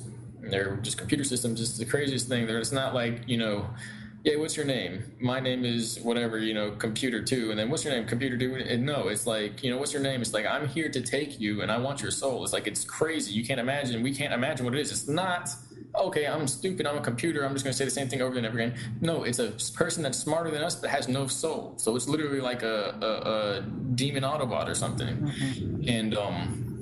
And so then there's very high technology that they use to get one through that, and a lot of it is basically the ability to stop one from dying. Basically, they can put the generators on in the right way to the point where the cells of a person can heal instantaneously. So if you get shot or even, torn in half or something, as long as the energy is there, it'll like reform. As crazy as that sounds. And it's also mixed with the mind visual supercomputer feedback technology, but it's mixed so that nobody knows the truth, because in reality they have the generators that they can live off of, and they can transmute the energy through these Tesla generators set up in sacred geometrical patterns. And instead of time travel, warping down into a nano size and going in somebody's body, they can make it so that death doesn't affect the DNA and the spirit's still there, and it'll just reform like a video game or something. And there is a video game system that's a simulator that does that same thing. But what it is that they then expose that person to all these entities, and as a result, when what would normally kill a person out here happens, you just restart. And so it becomes a video game of a labyrinth that a person has to escape, and that is reminiscent of the Cube or the AI Matrix or whatever you want to look at it as. And again, it's all relative to how long the person wants to be in it and going through these things. And that's like a system they designed, and yes, it is basically, it's very simple to describe, but it's impossible, because all it is the program that we have out here in the original form. So connect that is that they designed it based upon the programming and the traumas that are out here. So it's literally designed to bring that trauma out of the person by initiating that, which is almost like a nightmare device, a nightmare ritual, a nightmare group, if you will, a group of death, the Brotherhood of Death, if you want to call it that. But it's that they're using that to punch through the trauma and the death. They've been around for a long time, so they're dealing with the results of being in that state and having to deal with humanity being in the state that they're in. What it did is created a contrast, as if you will. So there's like a rift of dark energy between the two societies now, when in reality they could have just coexisted. And in your time at all, did you ever see a being or simulacra manifest into the form of a golden triangle head, where it had the shape of the head was actually in a golden triangle? I don't think so, but there was a few. Out of one of the levels, it's a temporal plane, probably operated through the computer and the chip, where it's like all these AI demons and devices, and it can become anything that a person like residually emits from their mind. And so there was a lot of religious like devices and beings, like the chimera beings and stuff like that. And so there might have been something symbolic towards that. But I as far as triangles, I really only saw I've seen plenty of craft, but that healing triangle at the end was the only plain golden triangle with this almost rainbow-like etheric spiraling energy coming off of each layer. Okay. And then when you're dialoguing about this stuff with me, what comes up is the natural kind of mirroring. When you talk about this process being a ritual at first, and then that didn't necessarily work, and then they went into a machine process, is that correct? Do I have that understanding correct? Technically, I just wanted to experience it, and it's not a machine to the degree where it's literally a generator that just pulses out energy. Then there are machines that take the consciousness, and essentially that person is inhabited by the machine, or the consciousness inhabits the machine. And so that's like, it kind of gets borderline weird stuff when we mention that word. Although it does go into essentially it's a forced ascension. And that's my point here is so the ritual that you went through is also a way towards ascension, correct? Yeah, and the ritual, as far as how that ties in, is simply basically, it could be anything. Well, they have technology. They used to do it through a variety of ways. Imagine a shaman in ayahuasca ceremony or iboga, and they're literally people throwing up and like seeing their horrors and demons. They're using after that.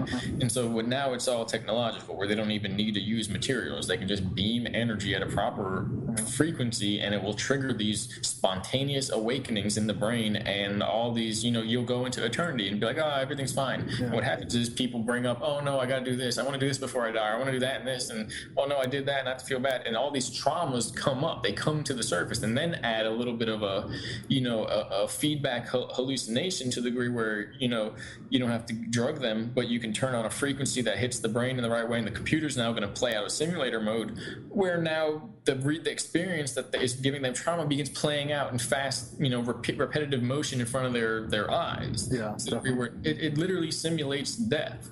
And what happens in that if we didn't change and die. And we really don't when we die, but we change in format to the degree where we don't really care about what happened on the earth plane, which is a bit of a problem.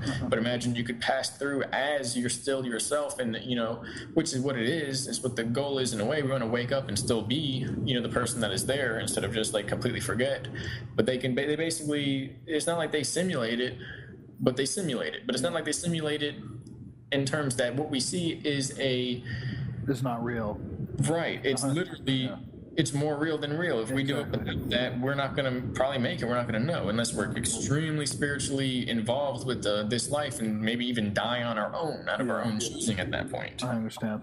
And so I can't help but notice the similarities of those two processes in the context of transhumanism versus natural evolution, natural ascension on that level. And so to me, is there anything you kind of want to say to that point on that context? This may be the transhumanist way of pulling energy from those who are naturally experiencing these things and trying to devise a spiritual ascension for their basically not mechanical existence, but more digitized existence. Exactly. Where they have to quantize it and encode it before they can experience it. Definitely. I'm glad that we got that out. I was feeling that, so that's awesome. The other thing I want to bring awareness to is these 9 veils when we're going through politics, history, global control by the elite, secret societies. These are essentially the same things, obviously, that people go through as they're waking up. When you look at a question, that I get often is, where is a topic that can essentially start people to wake up in that process? And essentially, it's the same thing of, where do you break through the first veil? And one of the things that comes up a lot, and I think about a lot, is WT7 in that building coming down, and that's the kind of the first, breaking through to really kind of understand politics and understand, how, oh shit, we've all been lied to and manipulated on that level. But these 9 veils are something that I relate to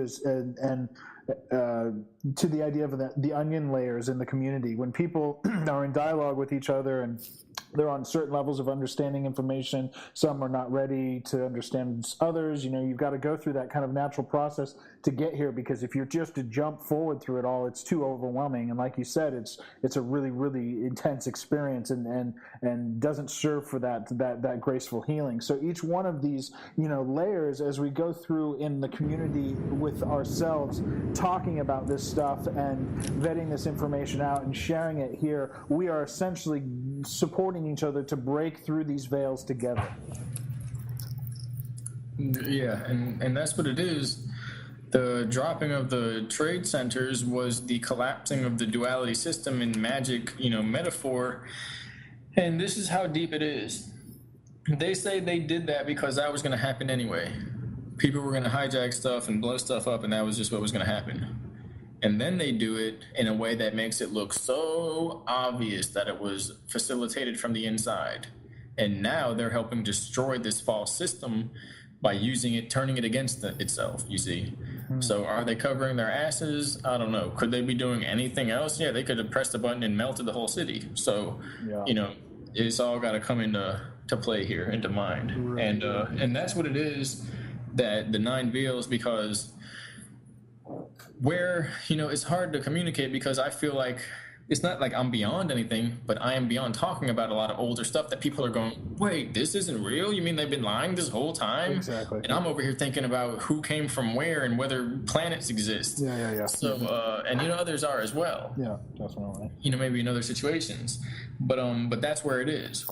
And in the same sense, though, it's almost like it's a device in society itself, because we will go through those 9 veils in society. But here's the deal. We've already begun. So now we have somebody on 2, somebody on 3, somebody on 4, and then 5 people are up there hitting 8, 7, 8, 9, possibly going beyond that. Yeah, totally. And so what is going to happen is that all the veils are going to be half up, half down at a certain point, and they're probably all going to go at the same time. So we're hitting a critical mass, and what it is probably going to take is one person. All it takes is one person to get in this society collective, to like in his physical form, being collectively involved in the society, breaking all the veils. Because at that point, if all that they say is true, that person cannot die. Yeah. That death itself wouldn't affect that individual, which goes back to all this religious talk, and maybe that we've been here before, and stuff like that. Yeah.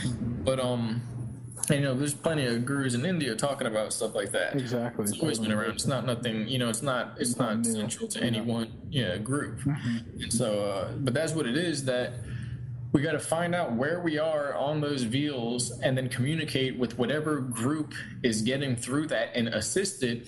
And it would be like dominoes falling down the hill, to the degree where once one group is aware at the lower level and begins talking to others in order to co-initiate that process, and those people do that, and those people do that, then no matter who's leaving who behind by moving up to higher veils, every layer will always have this unveiling taking place. And it'll be spreading like dominoes. That's just, you know, how all you need is a critical mass of people to the degree where there will then be no delays between the spreading of more and more knowledge. It won't be a few people here and then they got to go back to their day job and you know, they forget about it for a week.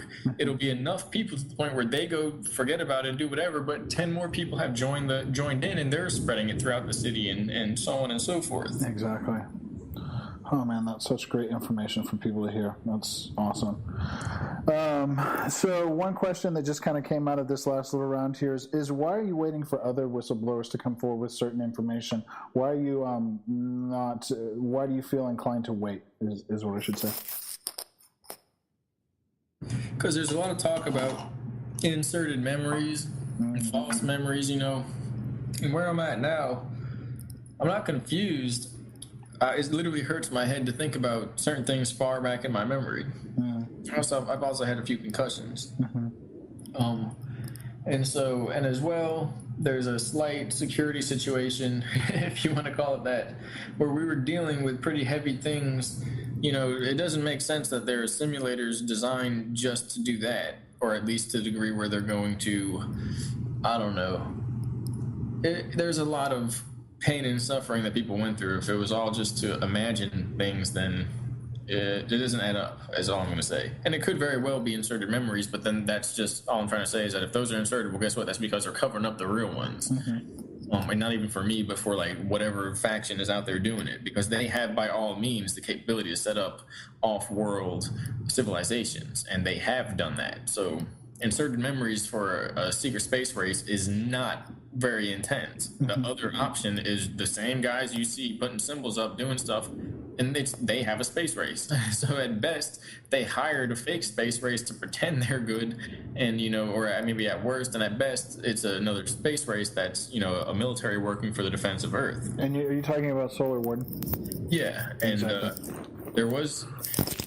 There's a recent rumor that they were infected or something like that, and so at the end of 2000, that event, that was what it looked like as far as like a backstabbing situation that came up to the degree where it was literally from them being in proximity to certain infected individuals of the shadow groups that they began going insane type shit and getting just like fed up with the whole situation to the degree where they were starting to try and kill each other right there, and they're in clone bodies, so it doesn't even matter. It was just like it was a breakdown of the structure of their mind, and apparently that happens when they come on the surface. They go crazy. Everybody goes crazy once because there's just like people, it infects people. It's the craziest thing. But and not just them, but anybody, any one of those groups, when they come down, and they don't live in society for that reason, because they say it's the negative energy of people, even the people that live in the underground bases, you know. And you would think that's like as far as you can get.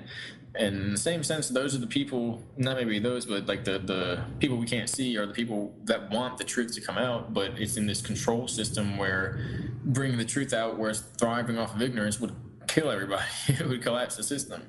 So it's and again, it goes back to the allowance of the cosmic drama to be played out with the celebrities, the artists, whoever's involved, and in that degree that it can't be handed to people. People have to take it for themselves. It will never ever work that we can get handed our true self. It doesn't work that way. It's not. It's impossible. Definitely. And so that's what we're kind of looking at here, but. There was a talk about that, and so I kind of feel like I don't know. Then, like, you know, I can't. It's just it's a crazy mind game that they're either playing with us or that reality is playing with us, because that's what it is anyway. Exactly. On top of that, I'm pretty sure that's what it is anyway. No one really knows why we're in the situation we are in. Totally. We think with our memory breaks, it's a little weird. Well, we're in a higher dimensional universe where you can be anything in terms of, you know, what realm we're going to, whether we're eternal or dreaming or a friggin', you know, a teacher or a laborer or something, you know. None of that really exists. Definitely. Where it's in our head, ideas. And so, and then there's, with the time, you know, there's a big issue where everything has to be settled and people have to know nobody can be bounced ahead in time, otherwise it creates cataclysms basically to control itself.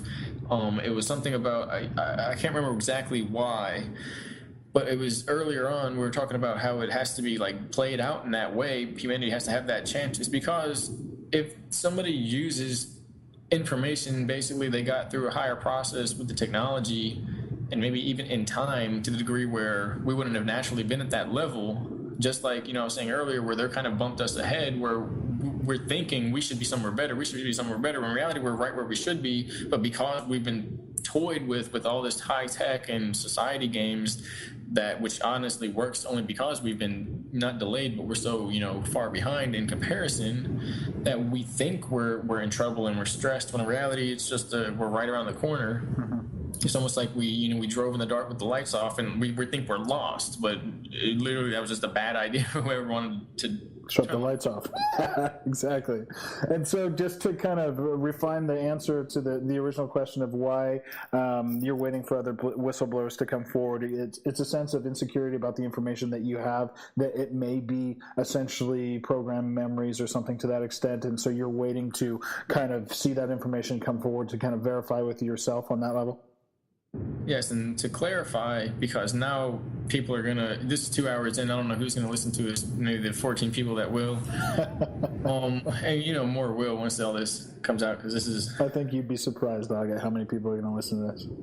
So basically, those memories have to do with Mars, ancient Egypt, the time I spent before this life on craft in what we call hyperspace and the sky and all that. And essentially that's it. Okay. Everything else, I am positive they have been doing. But I would second a guess that your intuition, your little compass inside, is leaning towards these were not screen memories. That these were not. Am I right? Well, maybe yes, but that's how screen memories would feel. And on top of that, maybe the ability for me to determine that I have a something to figure out is that it's the screen memories. And so again, because that was brought up in the disclosure. Of course, they're not telling us. But see, the thing is, at the end of it, they gave me a file, and I couldn't read through a few pages. And the rest of it, including the first pages that I read, other than the fact of how I was responding, like with my jaw open, like shaking and stuff, is that I didn't want to read. I didn't want to know.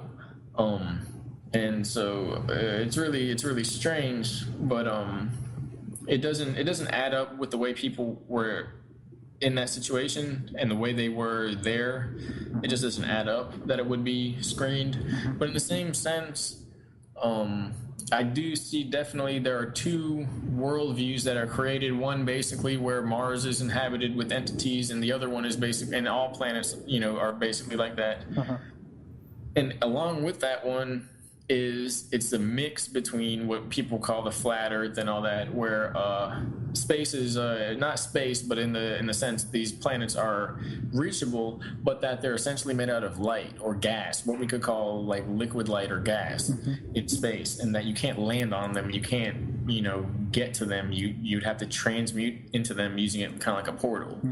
And Earth is kind of a central plane where all of this kind of shines down and coalesces into one solid continuum. And then you have like the flat Earth theory people have, where because this is all heavily a lot of their programming, as well as hidden truth maybe, where there's a dome and the stars are moving and they're close. A lot of stuff like that with the distance of the sun, the rays, the angles, the curvature, a lot of that makes sense. And I'm telling you, with Jesse, when I did a talk, I couldn't really break down how it was. I actually had some pictures and they match it, and it was connected through this guy, John Rappaport, who did a lecture. Basically, it's very strange, but it's neither a ball nor a plane when you look at it from high altitude in one of the craft. I'll tell you, it is both. And when you look at it from basically the GoPros, and not even the GoPros, but basically the GoPros, how they go to a certain 30,000 feet, 70,000 feet, and they show a curve around Mexico, and it looks like the curvature of the Earth, right. And it's like, well, that doesn't make sense. What does it bow back out on the other side to make up for the other part of the Earth? But here's the deal. Then you go up anywhere and you look around you and you see the horizon come up to you, to your eye level. So, and now imagine you go out as far as you can see and there's always more land. It could simply be that not only is Earth bigger than we've been told, that we could literally imagine, or to the degree where it like concave Earth makes sense, but not because of what the model is, but because space and time bends to create basically a vortex of reality wherever our vision is. And everybody's collectively creating one of these. And that we're living kind of in a plane that is a dish that when you get far enough away becomes a portal, which kind of looks like a ball. Yeah. Oh, that's great. That's great thinking about.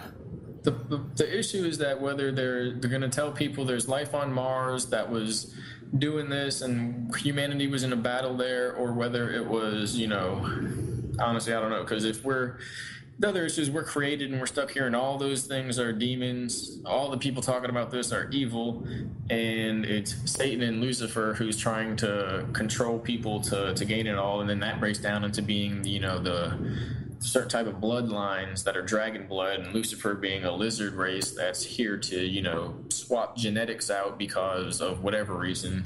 The truth with that is that the real, genetics must be pure, of course. That is so it all ties together. The truth of the flat earth and the bloodline purity and the prophecy and all that is what we need to know, what we have to know. The shit that makes people not know what's going on, it's illusion. It doesn't matter. You're not going to fucking walk out of the earth anytime soon. It does exactly. not. Totally. But then you see that the guy, basically everyone's prophet, everyone's Christ, is the shining star above the flame on the candlestick. And that the candlestick is their living physical body reaching towards the everlasting temporal etheric. And as long as the etheric body exists intact in that dimension, then the path of reality from that candlestick, that physical DNA of temporal nature, will build a quantum potential towards that eternity. It will always be there. It will be ever present. It will be always alive. It's hard to describe it, but it's like as if it's all a simulator. And we don't die by dying in physicality. We die by losing connection to that source, which is outside of this realm. And people think, it's one thing with these prophets, but it's really about bloodlines, and everyone of us that has somebody at the end of time that exists and has this super interdimensional temporal power is our prophet, is our savior. We're our own saviors in that way. Definitely, and on just that note there of we are our own saviors. When one of the hardest things for me to think about around disclosure is looking at the people that are kind of at the heads of them, and I will not name them right now, but when you start understanding that the people at the forefront of this disclosure movement are essentially tied into the same families and bloodlines and secret societies, you start to wonder and you start to question, what do these people have to benefit from disclosure? And when you think about it in the context of we're all in this collective dream together, where does it serve these people to have us all wake up and start dreaming within their reality, their understanding? Right now, the majority of the world is locked into a dream that doesn't see this type of stuff, at least on the linear level. I think that it's subconsciously, the connection to the higher sources within each of us, but, essentially where it's being lived out in the 3D format right now is that we're not really kind of seeing any of this stuff, and we're not living by it. And so essentially, by us dreaming collectively together in this, are we serving as a parachute for these people that are kind of, in the upper echelons of society and are in these secret societies? Are we holding back their progress in some way? And so they're needing to kind of get this information out to get the collective dream to start, organizing itself towards the focus of their needs and their desires. Is there kind of that trick that's going on there with the manufactured consent in a way?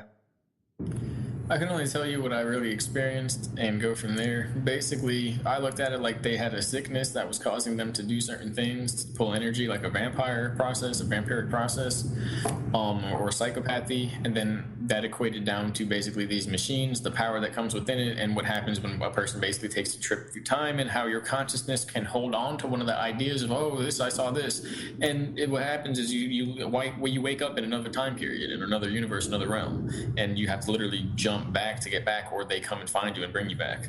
And so I've basically theorized that a lot of high people, a lot of wealthy people, powerful people, basically got distributed through time in that, and it created these vulnerability points and time loops. And I don't know if it went into hijacking or somebody hijacked them or how that works. But they're doing certain things and ideals to preserve themselves because they think they're going to disappear or something. And it's something that happens with these trips, through these devices. Mm-hmm. You kind of wake up, but you don't know which reality is real, and you're in this temporal situation where you have to make the right steps, otherwise reality itself collapses. You watch the universe vibrate and shake from side to side, and it tries to, it almost, it's like it's deconstructing. Mm-hmm. And so very strange, but that's the type of stuff that goes down. Mm-hmm. Actually, I've seen some media on it, just putting it out on TV and stuff in a funny way. Mm-hmm. And so I theorized that they were abusing the technology and ended up kind of like that, and their minds are a little gone to a certain degree. Mm-hmm. And so at that point, then it's about, I was kind of trying to figure out a way to because they say, so with that said, then they say that they're being held back because they can go on into a type of eternity, but they can't leave this realm until people are all together one and whole. So on top of that, then there's been points where the story changes from that to they're enslaved here by their own system that they created for people, and now we all have to basically collectively destroy it and save each other and ourselves in order to make sure that the whole humanity goes through this change and the universe, in essence, doesn't break in half. Mm-hmm. And create for the first time ever, temporary, eternal moment where everything effed up, and it just plays on repeat in our cosmic mind until it's no longer plausible that it'll be experienced again. As if we're in like a simulator that will get played back over and over again as long as the guy that owns the device, the simulator, is happy with our performance, if you will, our balance.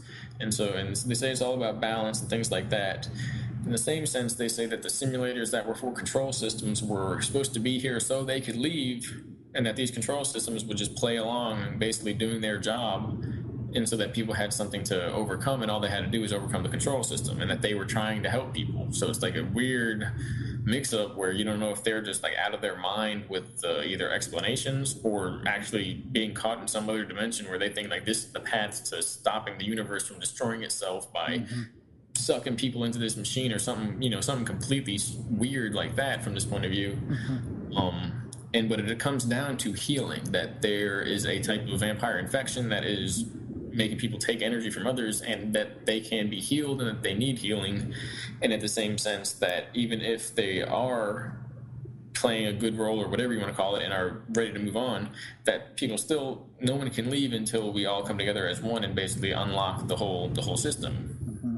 And so just on that same context there, when we were talking about WT7 and you had said, mentioned something to the extent that, that it was going to happen already and that they intervened in a way to make it so obvious to kind of support the breakthrough of those veils.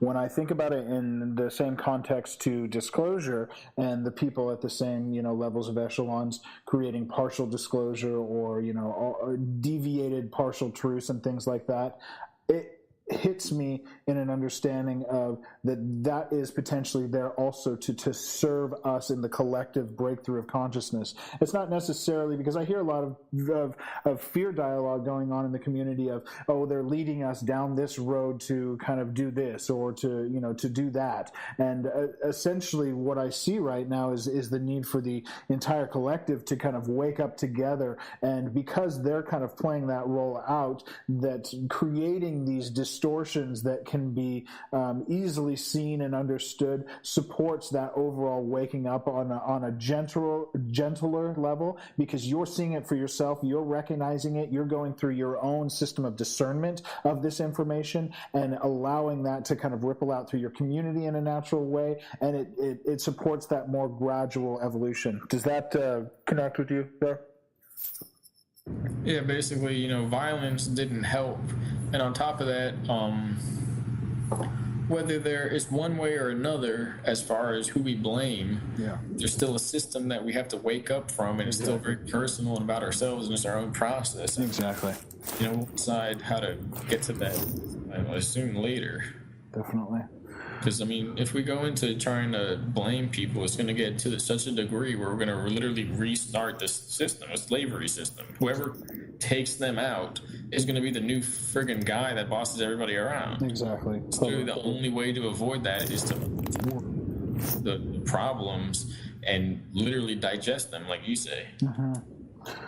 All right, so we're 2.5 hours in. How's your energy feeling right now? I know you get pretty tired at the end of the evening, and you're 2 hours or so ahead of me, right? Yeah, I'm all right. I feel like people are going to be overwhelmed, so maybe some more concise verbiage on my part, and yeah, I'll try and that's my feelings. I think that the information that's coming across right now it's very dense, and it can be overwhelming, especially for people that are on different levels of that kind of veil awakening. But overall, the information that we're kind of bouncing between us is really good at understanding that we're all in this together. We have to make a conscious choice, that there is no kind of victim, there is no victor essentially on that level, and that the understanding that's here in this knowledge is that we are all one, and we're working towards this together, and that's how we can get through it. That's where that healing will begin. And even though there's been a lot of opinions thrown this way for things that have been done, or thrown that way for things that have been done, essentially we're all the same. We're existing in this, we're agreeing to it, we're all participating, and whether you're sitting at home watching your TV or you're in an underground base abusing a celebrity, we're all in this on that same level. And so essentially the only way that we can get through that is to understand that, take accountability for ourselves individually and for the whole, and for the healing process. So all the information that's coming across to kind of the listeners, I feel right now, it may be overwhelming, but if you find yourself in that place of being overwhelmed, ground yourself into that understanding that we are all in it together, that everybody out there is a reflection of yourself. We're all evolving, we're all growing, and that within that space and understanding of that, you may find some peace and ease, transitioning through these veils. On top of that, there are parts of the shadow self which will appear as whatever our fears allow it to, So there is a lot of stuff that's heavy. It's crazy to see. Yeah. And that's just when I experienced going to bed at night and, like having these introspective lucid dreams and stuff, which eventually led me to walk around in this area that turned out to be a tunnel, which apparently they were attracting people to come there. And it was one of the underground bases, I think Dulce. And you said you think it was Dulce? Is that what you just said? Yeah, and then with that forgiveness, balanced, trinary heart aspect, we have to fiercely tend to these issues. We have to fiercely tend to the shadow self and the trauma that exists and the laziness in accepting this system, this handout from somebody who's tricking us, a snake oil salesman. We have to fiercely attend to these issues. Just that, attacking the messenger, as strangely as it sounds, as far as the people who are representing what we call evil, is just another distraction of that original force, which actually must be disabled within us. Because we're perspective, central reality generators. It extends out from our perspective in the center, and if we allow certain frequencies in from that, then we're encoding our reality to allow an inhabitation of those frequencies, which are actually entities. The highest truth here is that the entities are frequencies that inhabit, that come in and inhabit the realm like parasites. All right, so with kind of transitioning some energy here out of the denser, more topics, I have a series of questions here that relate to you and your personal life and what you've been through. Are you open to talking about that stuff? Yeah, it's just been getting my ass kicked for the past 6 years, but yeah, 7. So what was your role in the SSP specifically? What was your specialty and what purpose did you serve? That'll come out more later on. I haven't even gone through the headache part of getting past the initial memories, but within that, they gave me memories back in 2010. It's strange how memories work, at least maybe people in the program, where I have awareness of remembering the events and I know my role, but then now if I put it into words, I'm going to rehash that process. It's honestly, and then the highest part of it is kept not under wraps, but it's because I was used in a certain way, which maybe I wasn't too okay with. It wasn't like nasty. It was like happens sometimes in the bases, but it was something where it's like they needed like children for their energy and their ability to create, and it's like they were in a way weaponizing children, but in essence it was for the protection of Earth from certain systems. So it's like it's military, but that's what it is. And then that was just as far as, and it was honestly wasn't even weaponizing. My labs weaponized me. The bases weaponized me. They were merely basically using me as a viewer and for travel, you see. So, and then at that point it's like a lot. So I've seen a lot of things from where they've gone and what they've done, but in the essence they're doing a lot of things, and I'm basically being utilized as a transportation, if you will. Just because when certain kids are sensitive enough, they can use the devices that way. So it's almost like messed up.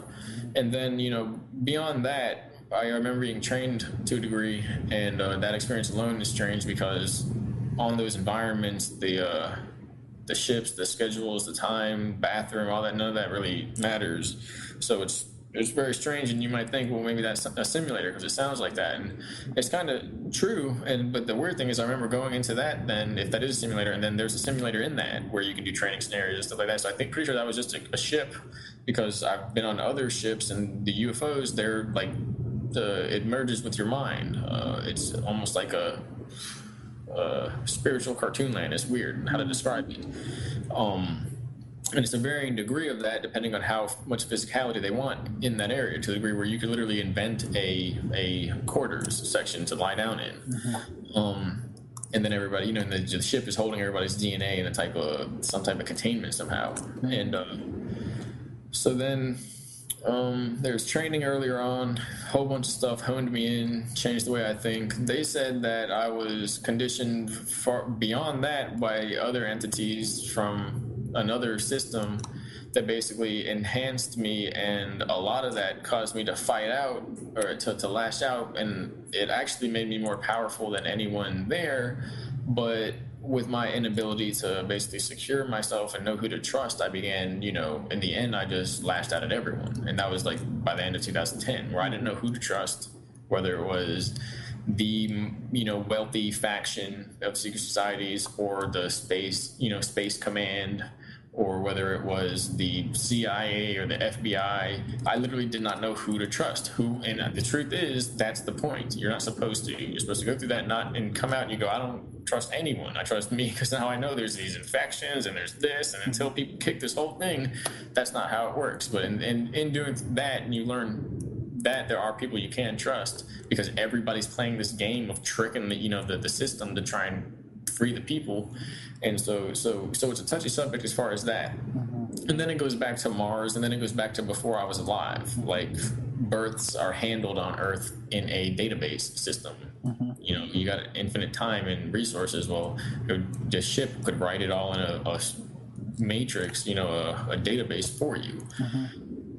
So it's a lot, and that's what I want to come out with, which I will, which is that's why it's hard to talk about, because it's not like, I was there, we did this. It was like, oh, well, did you know, everybody that dies either goes back to source, or one of these UFOs from the other factions comes and picks them up and puts them in a containment device, or they travel back to another home, group, soul group. And then if you tuned into the Earth, the morphogenic field at this height, you can hear the voices of the dead, and you can see them play out in whichever realm they're existing, and whoever's connected to them in their living DNA on Earth. And if they're not, they're dull, like this. It goes way deeper than people imagine. And that ties into like this merging of religion and science, where it has nothing to do with people that are saying, you got to do this because of religion and that. You do have to keep yourself clean. You don't want to just die. You don't want to disconnect from the Earth, the morphogenic field. You don't want to go into imbalance. But the material forms of that on the Earth of, we got to do this and go with these people or call ourselves this, that's not real. None of that exists. It doesn't actually help anybody. It's all about the self. It's personal. Yeah. In the sense that no one can tell you. Yeah. And so, but in the same sense, now scientifically, that realm in eternity, infinity, is right over there. You can literally look up and you see it. You're looking at eternity and infinity, and people that are in non-human form, that are in spiritual form and other form. Yeah. It's basically the space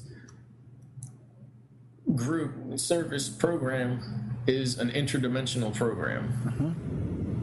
And it not only can go in the sky and out, into, I guess, what we would call hyperspace, but it can transmute and move through dimensions where there are beings that eventually, essentially like live there, like it's their home realms, just like we think our bodies are sourced here, and strange. So imagine and then they can break down their science, and their view of existence is so strange. It's reasonable. Is that they broke it down in like math terms. It's like if you have a pie and you have an infinite amount of angles in that pie, then you take one amount each time, what are the chances that you're going to end up degrading the overall value of the amounts that are left in the pie if it's infinite? It's just like kind of physics and shapes out here. And that's what we are, souls that are sliced out of an infinite configuration that could be anything, and we're just souls coming from that, inhabiting temporary forms. And they look at it at this very etheric, ethereal aspect, and it's kind of strange, but for the most part they know what they're doing, and they were dealing with the infection. The situation with the infection is that they got stabbed in the back basically by somebody that was one of my programmers at one point. And basically, as a result, their craft were infected, and stuff. Basically, shit hit the fan. There's like a cosmic war that might be playing out right now in the temporal plane because it was spread out over many years. Just as simple as that. The higher ups will spread it out over years so that it doesn't just blow up stuff all together.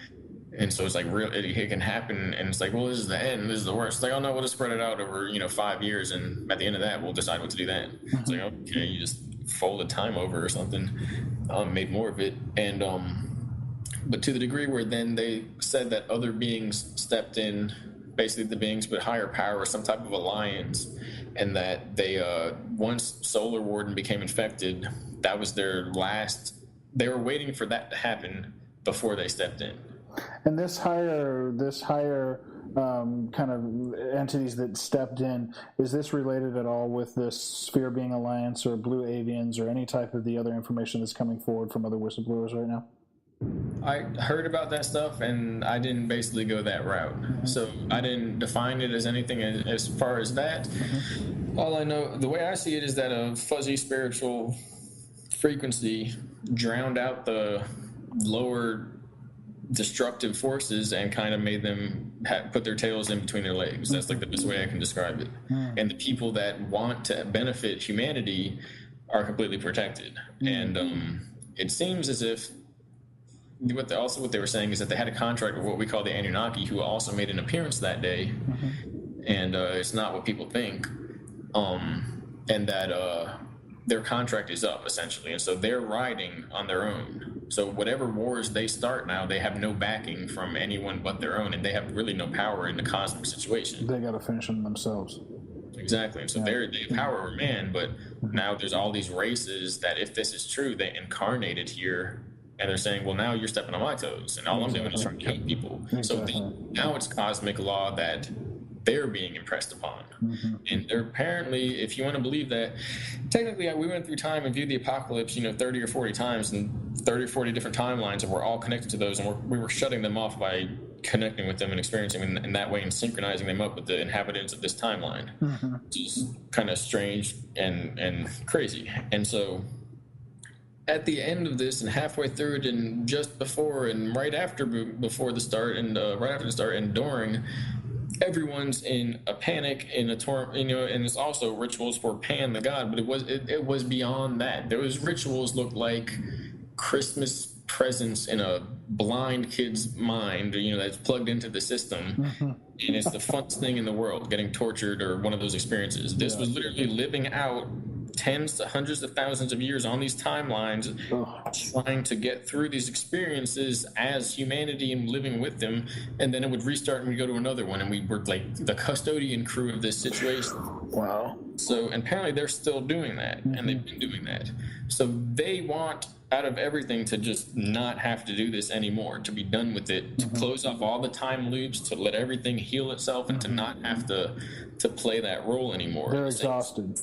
Right. Mm-hmm. And so and that's also relating back to now they're lowered energy, they're tired, they look like, they're getting caught up into certain shit because they can't fend off those frequencies from infecting them. Exactly. So in everybody coming together to heal, it could heal everything, and then there were potential futures where that occurred, but there's also areas where that occurs, and we have to ensure that we come together so we don't just create the same system with a different face. Definitely.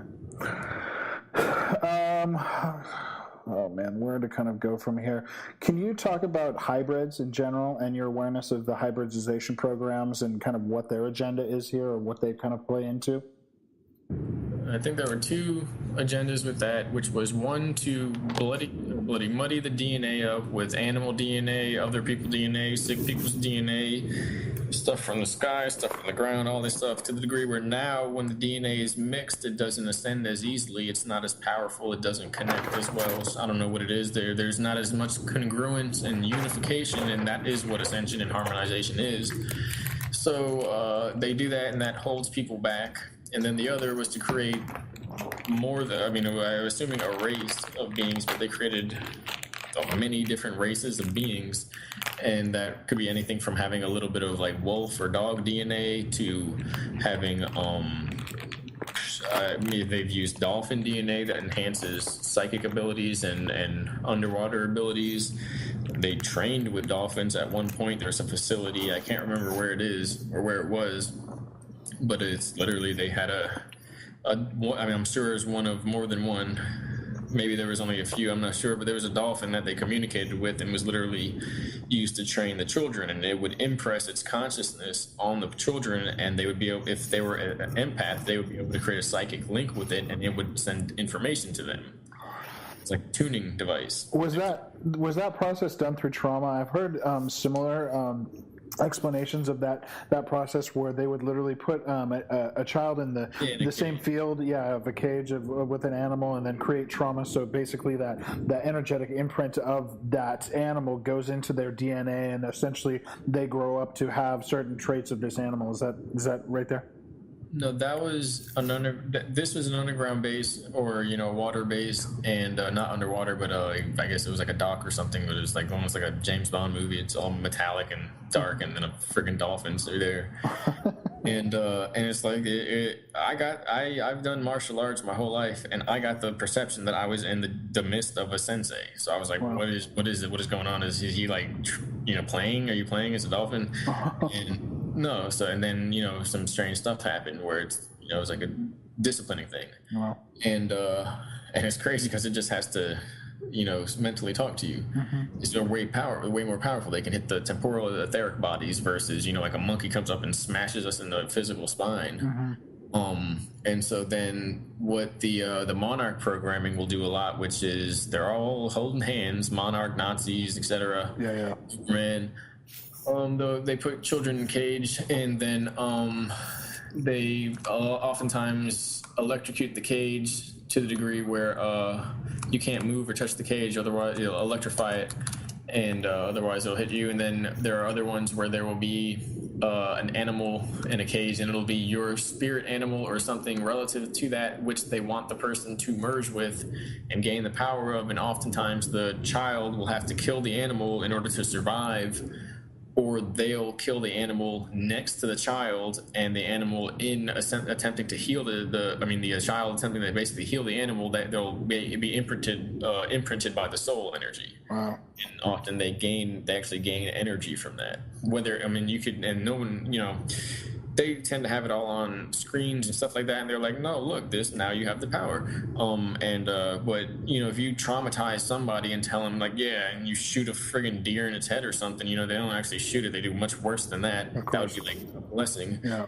And then some kids like friggin' shaking in fear and traumatized, and you tell them look, now you have to do this or bad stuff will happen, and they're breaking trees in half and doing crazy stuff. Well, because they're pumped full of fear and adrenaline for the rest of their existence as far as that goes. Yeah. But in the end, it's not necessarily it's just trauma, it makes them strong. Well, now it's no, you hold up a picture of a wolf, or they put the wolf in a situation or scenario, or they can target it, they can bring it out, they can customize this unlimited adrenaline power now, according to that person's identity and personality and spiritual identity. Wow. Oh, God, that's so deep. What about hybrids with aliens, other kind of alien species? Do you know anything about that? So one thing they said about that, as far as what they wanted to control, is that a lot of people are coming in, whether they're Star Children or Crystalline or whatever, and they have abilities that go far beyond others. I mean, you got to admit it. There are people chopping wood, lumberjacking it up in America, colonizing, immigrating, whatever, and then their children all of a sudden can see past the illusion. They can read minds. They can, heal spontaneously. They can leave their body at will. Okay, that's not normal. They weren't, these are genetics that are coming back from the shamanic times of the consciousness within the DNA, the genetic memory of these races. They're coming back now. It must have seen from the other side, okay, now is the time. Here's an opening for my expression in this physical plane, and so that means something is coming. And so a lot of it is they want to control these children. They want to control the races that are doing that and control the bloodlines recorded and monopolize it, if you will. And so a lot of people that get picked up in these systems are people who have been, they either have contact or they have abilities and unlocked DNA that goes far beyond what should be here if you want to believe in the normal, explanation for human existence. And then now with that said, it can go two ways, and possibly one of two ways, possibly both ways, depending on who's who. That they're doing this and saying, no, it's bad, they're gonna, hurt everybody, when in reality, they're hurting everybody. They know these beings are upgrading people, and I don't want to use that term. We're not a device. We're not going to upgrade with the fucking soul chip or, spiritual DNA from some entity, unless you designed it yourself using what you already have with you. That's how it's, going to work. If there's another technological way to enhance our ability through these frequency generators and things like that, well, you'll have to decide whether you trust the organs in your brain and body or not, or if you learn how to, use them. And that doesn't mean, though, we need to all open our third eye and friggin' go into the astral. It doesn't mean that. Yeah. That is being active with these emotions and this programming, and we have to flush the system to rid the programming. But the explanation is that they've been hurting people, and these beings are helping humanity. They're giving humanity a boost, and that they can't control whoever they boost. They go to them and put them in the simulators, put them in whatever, drug them, abuse them, muddy up their DNA, whatever it is. The DNA of these people, these children, come out, and they continue to try and tell people the truth, no matter what these people do to them. So they know, maybe that's why now they're saying, oh, we got to act like we were trying to help them the whole time, and we got to have a cover story here, because we can't do that. What are we going to do? Become another race? And then they become transhumanists, and it's like now they're Autobots that don't even have minds. Exactly. Okay, well, that didn't help them. So there's that, and then there's the explanation that people are being inhabited and possessed and altered genetically by these advanced races. I'll just say, if somebody wanted to possess somebody, they would just go into any one of these areas now where people congregate and have unchecked desires or spiritual energies. That's how people get possessed. People are possessed all over the place. People are running this show. Yeah, totally. Running the show of this world. That's not the new thing. That's the old thing. The new thing is that people are overcoming that and overcoming the system. And so that's basically, it's confusing, but that's what my experiences are with that. Although it could be not so much of an illusion, but maybe what is really being upgraded is the fact that they're, grabbing these contactees and containing them. And that if people are left to, mess with the aliens, sure, we'll get some prizes and DNA upgrades, but then the aliens are going to want us to chill with them for the rest of the time. I don't know. I'm not sure. Maybe those people are old alien DNA. And it's not alien at that point. Maybe not at that point, but just because of the word, it's not a helpful word. And that so those people aren't being possessed and taken over by the DNA of the alien now, so that no, they were originally that. Now they're coming to Earth to share what they are. And if they invaded by helping everyone out and just we don't like you, okay, and that guy goes and feels whatever and doesn't become a warlord. We see these other people who are essentially possessed by these spirits, And when we say no, we don't want this, we give you negative energy, they feed on it and grow like a Borg machine and take over the whole friggin' planet. Okay, there's a clear line between somebody dominating the planet and invading, and somebody coming here to just add energies and try and assist in the situation. We've been invaded. That already happened. There is no such thing as something's going to happen that's bad. It's already happened. Yeah, definitely. I totally agree with you on that one. I got two more questions here that I want to kind of delve into, and then I feel like just kind of closing the channel here and working with this information and reconvening. I got a lot more questions that I didn't even approach here, but I'm really digging the flow of the conversation, and I feel like this is a good amount.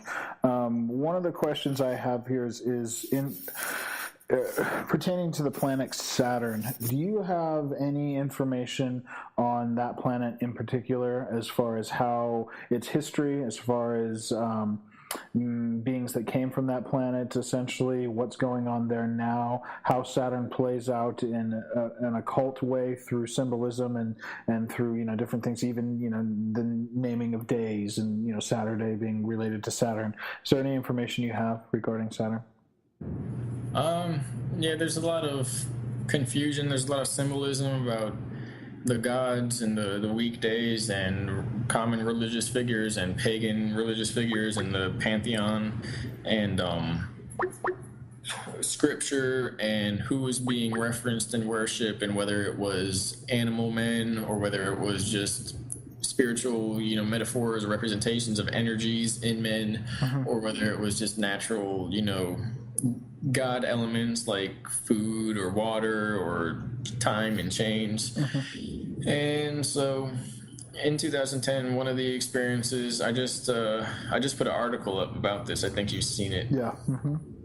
So where I was to basically go with one of the higher ups, if you will, magician men, and basically accompany him to one of the lizard planets, which may have just been a simulator inside of a supercomputer, or maybe the time itself and space itself is in a way a simulator, and to get to Saturn you just transmute your frequency into a type of system, and you don't actually travel there through space. It's like a light bulb, and within that light there's a frequency and a code, and if you tune that into your UFO, you end up in a plane that's inhabited by what we would call Saturnalian beings, or however you want to call it. And so that was a city of reptilian beings, reptoid beings, that used the frequency generators that were in the form of these big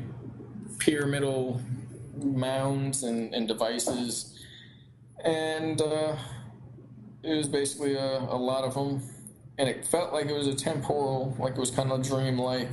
And at the time, I wondered that, and the guy that was observing the whole situation clarified the energy, and it got so three-dimensionally sound that it was kind of weird, and I freaked out, and they fuzzed it back out again and calmed me down. And it might have just been a simulator, I don't know as far as that, because how are they going to... Apparently they were keeping me calm.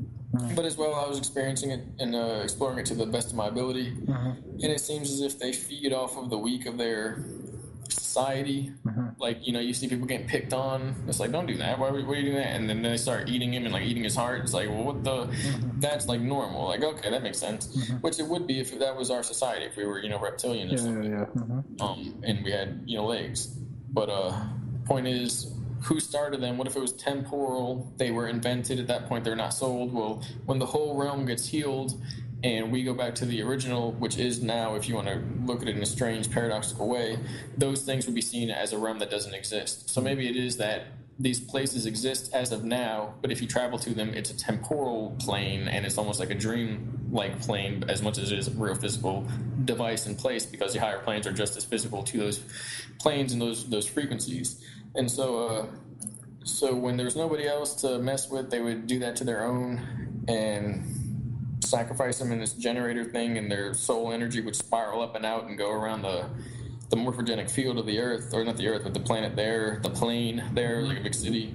And then they're being basically rained down on the fear and suffering food energy. And then that entity also goes into a waiting time, and then they can reincarnate again, like a video game, 100% like a video game. And so then the other version is that they get a person, some random lonely person that they somehow entrapped and brought there, and they do that to them in the generator, and it's like 15, 25, 30, 50 times as much energy. And there's a society of them doing that, and that's when they eat, and then they're done eating. Okay, now somebody's going to start having sex in a big orgy over in the corner, and then that's modern. They do that on Earth sometimes, but again, that's that hive mind trying to come through when people are kind of mindless about those essences because they're being controlled by them. Totally. The main thing is that, okay, so who runs the show? What's going on? Okay, they could do that again.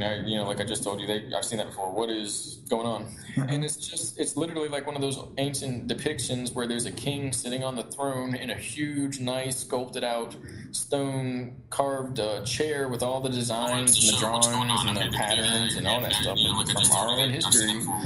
And that's basically what he does. All it is that now everybody knows, oh, that's the guy on top, that's the guy on top, and then he's feeling that energy.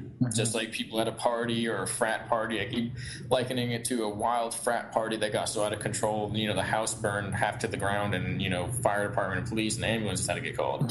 So it pushes the limit of it. Yeah, definitely. But the essence of it is that they just do it for the fun of doing it, of being bosses. And that guy sits on top, and he feels like the king of the entire city because he has that type of power within him. And the two guys below him, feel that much, and the guys below that, and then there's like the city below that, and they're just a city, I guess. It's just people, lizard people, and they're not as intense as far as that, but it's almost like human society where we have what you could say the most of human people that are not ignoring their human nature, and they're feeling a certain way. And then you got you'd like to say the most balanced humans. Well, they're a good symbol of purity. Yeah. But then you have people all throughout the masses that are not so much. They're this way or that way.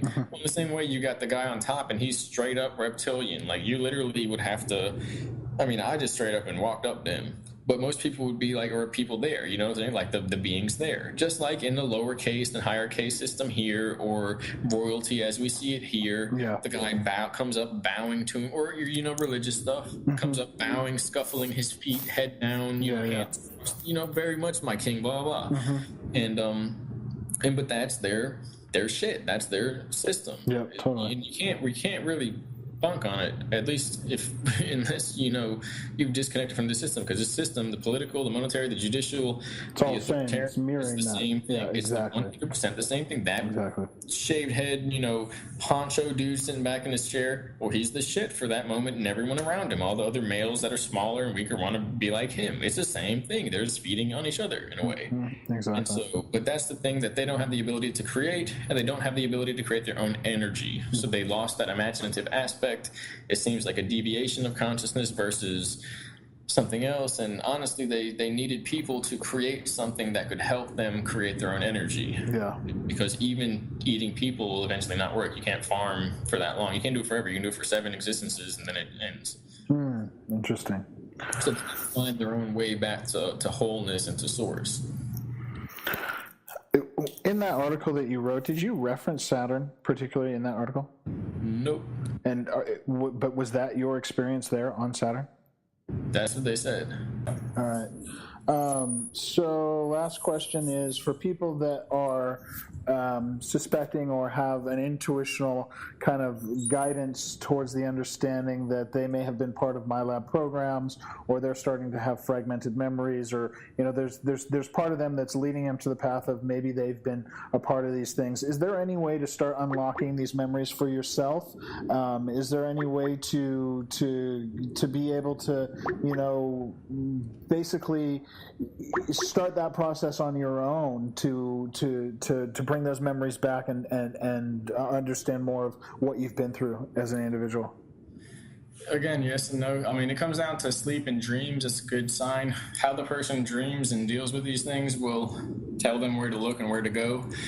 it'll come out through dreams a lot. That's how memories unlock, where we'll have dreams that are the memories trying to represent themselves. It has to do with fear and the personal safety of the individual, where you don't want to go too fast, unlocking people before they're ready. There's many safeguards in place because of what happens when people unlock before they're ready. The unlocking, the awakening, the information, the covering it. The brain is so fragile, the mind is so fragile that half the control systems in place that we think are there to hide everything are actually to stop people from cracking when they realize what's happening. So with that said, it's not like you want to jumpstart it, but if a person is feeling these things and has to look into that, it's on them to look out. You know, looking out through any form of social media or social support where they can find for that, where other people are aware of maybe the same things, and eventually, you know, well, I mean, I guess I can speak to other individuals. So when people have been involved in this, they'll begin getting flashbacks and memories of these operations, and temporal, basically the programming will come back a lot. And once the programming comes back, they'll be able to look past that and realize that programming was there to cover up these other selves and cover up these other memories. When that happens, people will start getting the memories, and they'll usually start seeing and recognizing people that are also talking out about it. They picked specific people to begin talking out about it because it was people that were basically heavily used. Like, everybody's not used, but you know, deployed and utilized. And so if you were anywhere in the group, or not the group, but in these programs, you've probably seen these people at one point in time. And that's what is coming out. A lot of these people that I've connected to, a lot of people that I've seen, we all in a way know each other. We have memories at some point in time. A lot of times they do that because they're trying to unify everybody. And so the only thing one can do is continue to connect. I try to stay away from looking at other people's materials until I fully remember where I am on that issue. So, you know, the rest of it, I remember like it was yesterday. So it's just, then the only thing that can happen is I get kind of excited when I see somebody talking about it. Because it validates that for you, right? Not even that, but because it's like, oh, great, you know, somebody started that. Gotcha. Yeah. I know a lot with some other thing. I mean, that's the weird thing, because if I'm if I'm on the fence about whether I believe something, because somebody else saw it, I'm going to believe it less. Because I'm going to be like, well, they didn't go through what I went through in the end, in the fullest part, and I think I have the full idea of what the simulators are like and how to distinguish and build your discernment between them. Exactly. Even more on edge about whether I want to believe it or not, because like, well, he was in the same simulator or something. That makes a lot of sense. It's that when these other programs, and it's like, really, you know, there's some stuff on these projects and these disclosures and people speaking out now. There's some stuff there to look at, and it's really, really heavy. And you know, it's the stuff that makes or breaks a person and the human race. So we gotta be in line with that in our self. But that's what it is. When people start waking up, they'll start going through this process of seeing those things and start putting the clues together. It's like connecting the dots. Yeah. That's like the best thing one can really do, and take it slow and detoxify and rest a lot and not fight with people who don't understand and not push it onto anyone else, and use it and realize it's for the safety of people and the betterment of understanding what we are. And that's what it is. You know, that's what we keep and we bring to it. Not like we're here to do anything else, provide any other aspect.